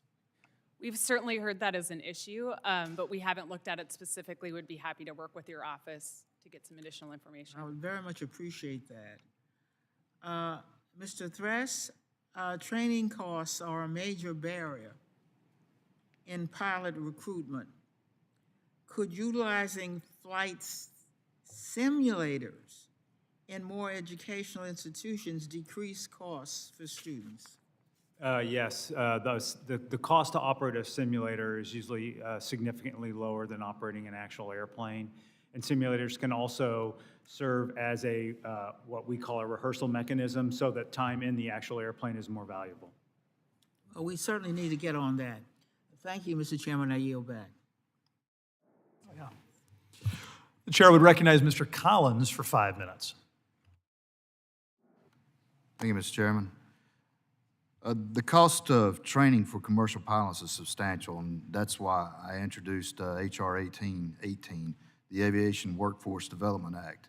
This common sense bill will make education costs at FAA certified pilot and aircraft maintenance technical schools a qualified expense for 529 plans. And I want to thank Chairman Graves and Ranking Member Cohen for their co-leading and help in this effort with me, and the bipartisan group of 30 members and numerous stakeholders who have endorsed this legislation. Y'all, it's a simple bill. All we want to do is give aspiring aviators and aircraft mechanics the same tools to train for these vital careers as those seeking four-year degrees. Captain, I'm grateful for ALPA's support for this bill, and can you just specifically, can you tell the committee how this policy will contribute to a steady supply of commercial pilots? Absolutely, sir. Thank you for your leadership. Anything that can lower the barrier for entry is a good thing, all above approach. So adding this to the suite of products that are things that we're doing to try to lower those barriers for entry is a good thing. Thank you. There's actually over 13 million people with a 529 savings plans. So, Ms. Black, I'm also grateful to have the support of the Regional Airline Association. The Aviation Workforce Development Act unites the aviation community, including industry, labor, education, and flight training associations. Can you tell us how H.R. 1818 will make pilot and mechanic training more accessible and therefore help the airlines meet the growing demand for air service? I also thank you for your leadership on that and the other programs. It's so crucial that we're reaching out to more pilots, and I think that's one area where the industry and congressional stakeholders are successful. Where we're less successful is actually allowing people over the burden, and that often comes down to money. So programs like you have offered that give grants and actually put money in hands of people who are either training or are getting trained are really critical. It's also important that we give people access to the best training and making sure that the things that we're doing are not just focusing on the career path. In fact, most pilots, the degree pathway, in fact, most pilots that qualify newly already have college degrees. So everything we're doing needs to look not just at the very valuable degree pathway, but also at the other certificated and accredited institutions that are providing training. Thank you. Thank you. That's all I have, Mr. Chairman. I yield back. Thank you very much, Mr. Collins. Next up, is Mr. Payne. He's recognized for 5 minutes. Mr. Chairman, I thought Mr. Carvajal was... It's okay. Go ahead. Knock yourself out. All right. Thank you, Mr. Chairman. Let's see. Since 2000, the passenger airline industry has consolidated significantly with 8 mainline passenger carrier mergers, and the 9th is still pending. Over the same time period, there have been 3 outside events that had disproportionate impact on the airline industry. September 11th, the Great Recession in COVID. Against that backdrop of these disruptions, people looking at career pathways could be forgiven for choosing an industry that seemingly provides greater stability and isn't on the front line of layoffs and economic downturns. Ms. Fay, Malarkey, Black. Ms. Black, how do you help prospective employees feel confident in choosing a job in the aviation sector? I think that comes down to the health of the industry, and it's all interconnected. The health of pilot careers, and not just pilot careers, but the other individuals who lose their jobs and we don't have enough pilot, depends on a healthy industry. And so do the communities that regional airlines exclusively connect. And so I think we focus on a safe and a health and a strong environment for our airlines. We were extremely grateful for the leadership of this committee and Congress in the payroll support program. It saved our workforce. And you also leaned in hard to make sure that regional airlines, which look a little bit different from the majors, were able to access it. And for that, I thank you. Thank you. The importance of a diverse workforce is not just a matter of equity, but also improves the overall operations of the aviation industry. Captain Ambrosi, can you please share with us how recruiting a diverse workforce improves the safety of airline operations? Yes, sir, thank you for the question. Having a diverse workforce is essential. We have over 1,000 visits a year from middle schools on up, trying to encourage the next generation of pilots to getting into this. This is a wonderful job, as I've said many times. It's a great profession. And federal loans, grants to build aviation programs at historically black colleges and universities and other minority-serving institutions. 529, I mean, it's an all-of-the-above type approach. So doing that will certainly help bolster our workforce moving forward. Thank you. And you know, it's just a matter of necessity these days that we look to diversify this workforce. You know, we're running out of the normal people that have been able to get these jobs over decades, and the people that are in this position to potentially move into that position look a little different than the workforce of the past. So it's just necessity in numbers that we diversify. And with that, I'll yield back. Thank you, sir. I'll recognize myself for 5 minutes. Mr. Ambrosi, I want to make sure I have a proper understanding of the kind of medical examinations that pilots go through. To my understanding, there's a routine medical examination every 6 months. There's an EKG every 12 months for pilots over 40. Then, of course, you've got the regular recurring training and qualifications regimen. Is that right? That's correct. So commercial airline pilots are forced to retire today at 65. You can be older than that and be a 135 operator, right? That would be chartered jets, corporate jets. Is my understanding on that right?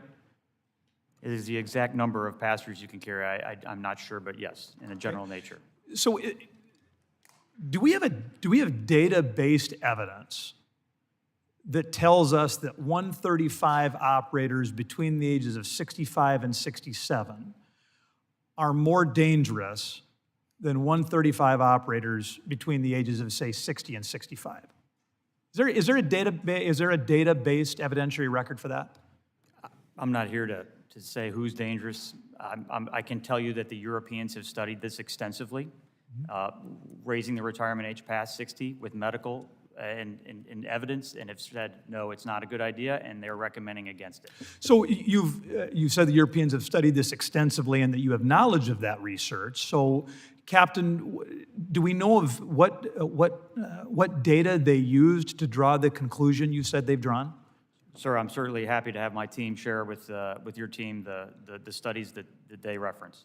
Sure. I mean, are there any we have thousands of these 135 operators between the ages of 65 and 67. If there was evidence that there was an adverse impact on safety, wouldn't we know that in this country? Would we need to look across the pond to be able to understand the safety environment? Look, right now, airlines with hundreds of people in the back get much more scrutiny than what might be happening in general aviation and other sectors. So I can't speak to accident rates in general aviation, whatever. What I can tell you is in 121 airline operations, which I do, we've had a 99.8% reduction in accidents in the last 10 years. And it's based on the current system. The current system is working. I will mention, on top of the fact that the retirement age, there's the other hurdles which I've previously addressed, where pilots over the age of 65, the international standard is 65. Those pilots would no longer be allowed to fly internationally. It would cause a Oh, significant... Captain Ambrose, you and I both know there are all kinds of instances in transportation and elsewhere where America is able to lead the world. I don't think we want to give the Europeans a veto over what we view as a safe and efficient aviation system. So, Ms. Black, I'll turn to you. In your testimony, I think you noted that in the next 15 years, 50% of pilots will be retiring. One number that I think I also heard was 17,000 retirements in the next 9 years. What are the likelihood that those retirements would have an adverse impact on rural markets like those in my state? They will hurt rural markets first and worst, just as the retirements and the other attrition has hurt rural markets first and worst under the existing pilot shortage. And I would be remiss if I didn't mention a couple of things about the safety record of older pilots. These pilots are not operating in a different world. They're operating in our country. They're flying over your schools, your churches, your synagogues. They're in our system and they're flying safely. Canada and Japan have a retirement age that is higher than 65, and ICAO is actually looking at increasing the retirement age in Europe as well. So, Ms. Black, if the retirement age for commercial airline pilots was moved from 65 to 67, might that help improve rural air service? Yes, very specifically, it would alleviate the captain shortage that we have. And these are some of the most experienced pilots, and they are needed to develop the next generation. Ms. Black, does the bulk of literature in this area suggest that pilots between the ages of 65 and 67 would have an adverse impact on safety? Absolutely not. Okay. Mr. Ambrosi, turning again to you, I thought the chairman in his opening comments did a great job of talking about ATP, and earlier you mentioned that the FAA already has the flexibility in law to develop some additional pathways to an ATP. That sounds great to me. Would you join me in encouraging the FAA to use the flexibilities they already have in law? Sir, to your previous question, and I'll jump right on. No, I only have 14 seconds, sir. I got to get an answer. Okay. Would you encourage the FAA to use those authorities they have? No one has given them a proposal. So bring a proposal and let the FAA take a look at it. All right, good. Thank you, sir. With that, my time has expired. We will look toward Mr. Carbajal. You are recognized for 5 minutes. Thank you, Mr. Chair. Captain Ambrosi, there's a lot of noise regarding the current supply of pilots in the workforce. GAO testimony mentions the supply of pilots is expected to increase. From your perspective, do we have enough pilots in the workforce to meet the current and future demands, especially as we welcome new entrants into the airspace? Yes, sir. The pilot supply is good. The pipeline is full. We have a training backlog. As in any pandemic-related industry, we're getting caught back up. Help is around the corner. Pilots are training as fast as they can. So we do need to get, as we said previously, keep outreach, get more people involved in this, more diverse backgrounds, but the pilot supply is good. With your indulgence, I'd like to reference a fact on FAR 135 accidents. There's been 79 accidents since 2010 with hundreds of fatalities, just to put that on the record. Thank you. I recently ran into one of my colleagues across the aisle, former General Bergman, who's a pilot himself. And I was really taken aback. He volunteered that he was adamantly against changing the age for our pilots. And it just caught me off guard because I wasn't even discussing that issue with him. But I only mention that because he's somebody who I respect greatly and served in the Marine Corps as I did. And again, he went to great lengths to let me know why he was concerned with that proposal. Mr. Tress and Captain Ambrosi, can you identify and describe any conditions, factors, or scenarios that flight simulators do not capture that real-world flying does? There are certainly some scenarios and some physiological effects that the simulator doesn't capture. So one would be the effects of Gs. So during an unusual recovery, in the simulator, you would still only feel 1 G on your body, whereas in the airplane, you may feel 4 or 5, which can be disconcerting if you're not accustomed to it. So that'd be the first thing that comes to mind. The second thing is we simulate rapid decompression and emergency descents. But we do that through oral cues and the cues provided by the aircraft's enunciation system rather than your ears popping and the other effects of actual change in pressure. Those things are done in another simulator called an altitude chamber. Thank you. Captain? Thank you, sir. In addition to the items Mr. Thress discussed, a simulator can't be programmed for everything. So there are real-world situations. But let's point out that most obvious thing that a simulator can't do. Give you that, I could perish if I don't do the right thing. Because a simulator, you can always get out, reset, and walk away, which you can't do in a real airplane, in real airspace. Thank you. Ms. Krause, your testimony cites that although women represented 47% of the total U.S. workforce in 2021, only 17% of the pilot students are women. Obviously, I think we can do a better job of encouraging women to join STEM careers. How can we do a better job of ensuring our aviation workforce is reflective of our nation's diversity, including women? You know, the issue of diversity is really a shared responsibility with, the government, industry, and the schools. I think there, as Dr. DeVivo referenced, you have a couple of task force reports out there with a number of recommendations to the Congress, to FAA, to industry. Important to kind of take a look at those, the different parties, and see what might be implemented. On the FAA side, they've shared with us that they plan to start looking through those recommendations, figure out how they might implement them, and then track them on their website. Thank you, Mr. Chair. I yield back. I thank Captain Ambrosi for sharing his information regarding 135 operators, and I know we want a full and complete record, so I would just ask afterwards you follow up breaking down those incidents by pilots between the ages of 65 and 67 and that rate versus pilots who are younger. With that, let's go to Mr. Despacito of New York. Sir, you are recognized for 5 minutes. Well, thank you, Mr. Chair, and good afternoon, everyone. Thank you for being here. As you may or may not know, Long Island is a proud host of the N90 TRACON. It's actually nestled in the north center part of my district. I visited there a couple weeks ago, met with the individuals who run that facility, and it was definitely eye-opening to the aviation industry. But as we've discussed today, unfortunately, the nation's workforce challenges deeply have affected the aviation community.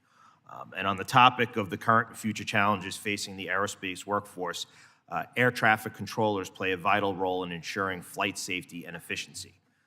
There is an air traffic controller shortage that has been overlooked, we believe, for far too long.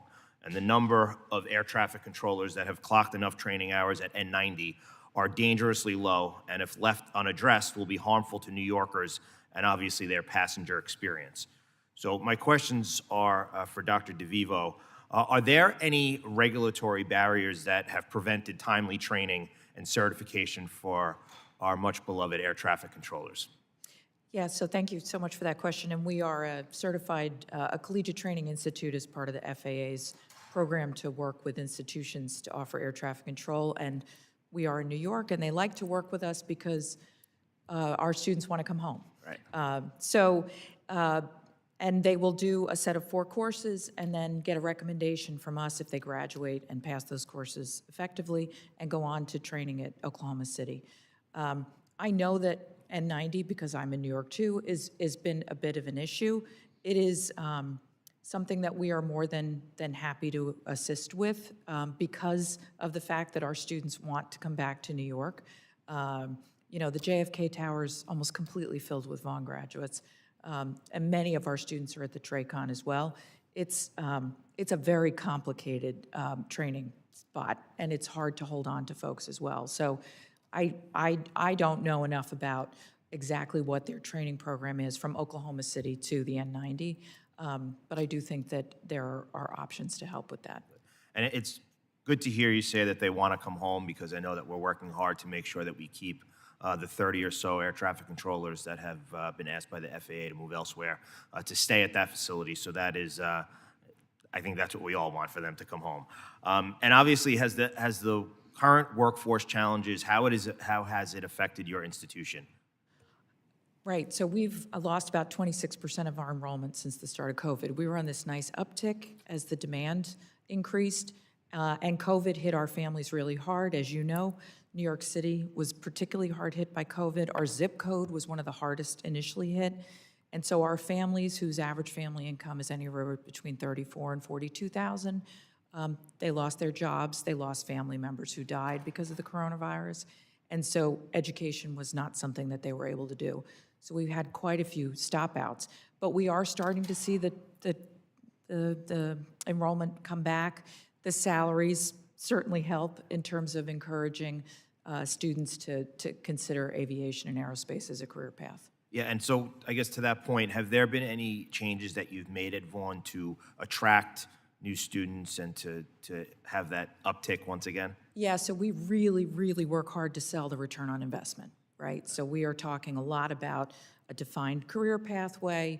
That's why our students come to us, right? Because their students and their families want to know, what's the job at the end of this? When can I, start to see some income from my family? And, we're not just changing that student story, we're changing that whole family's trajectory.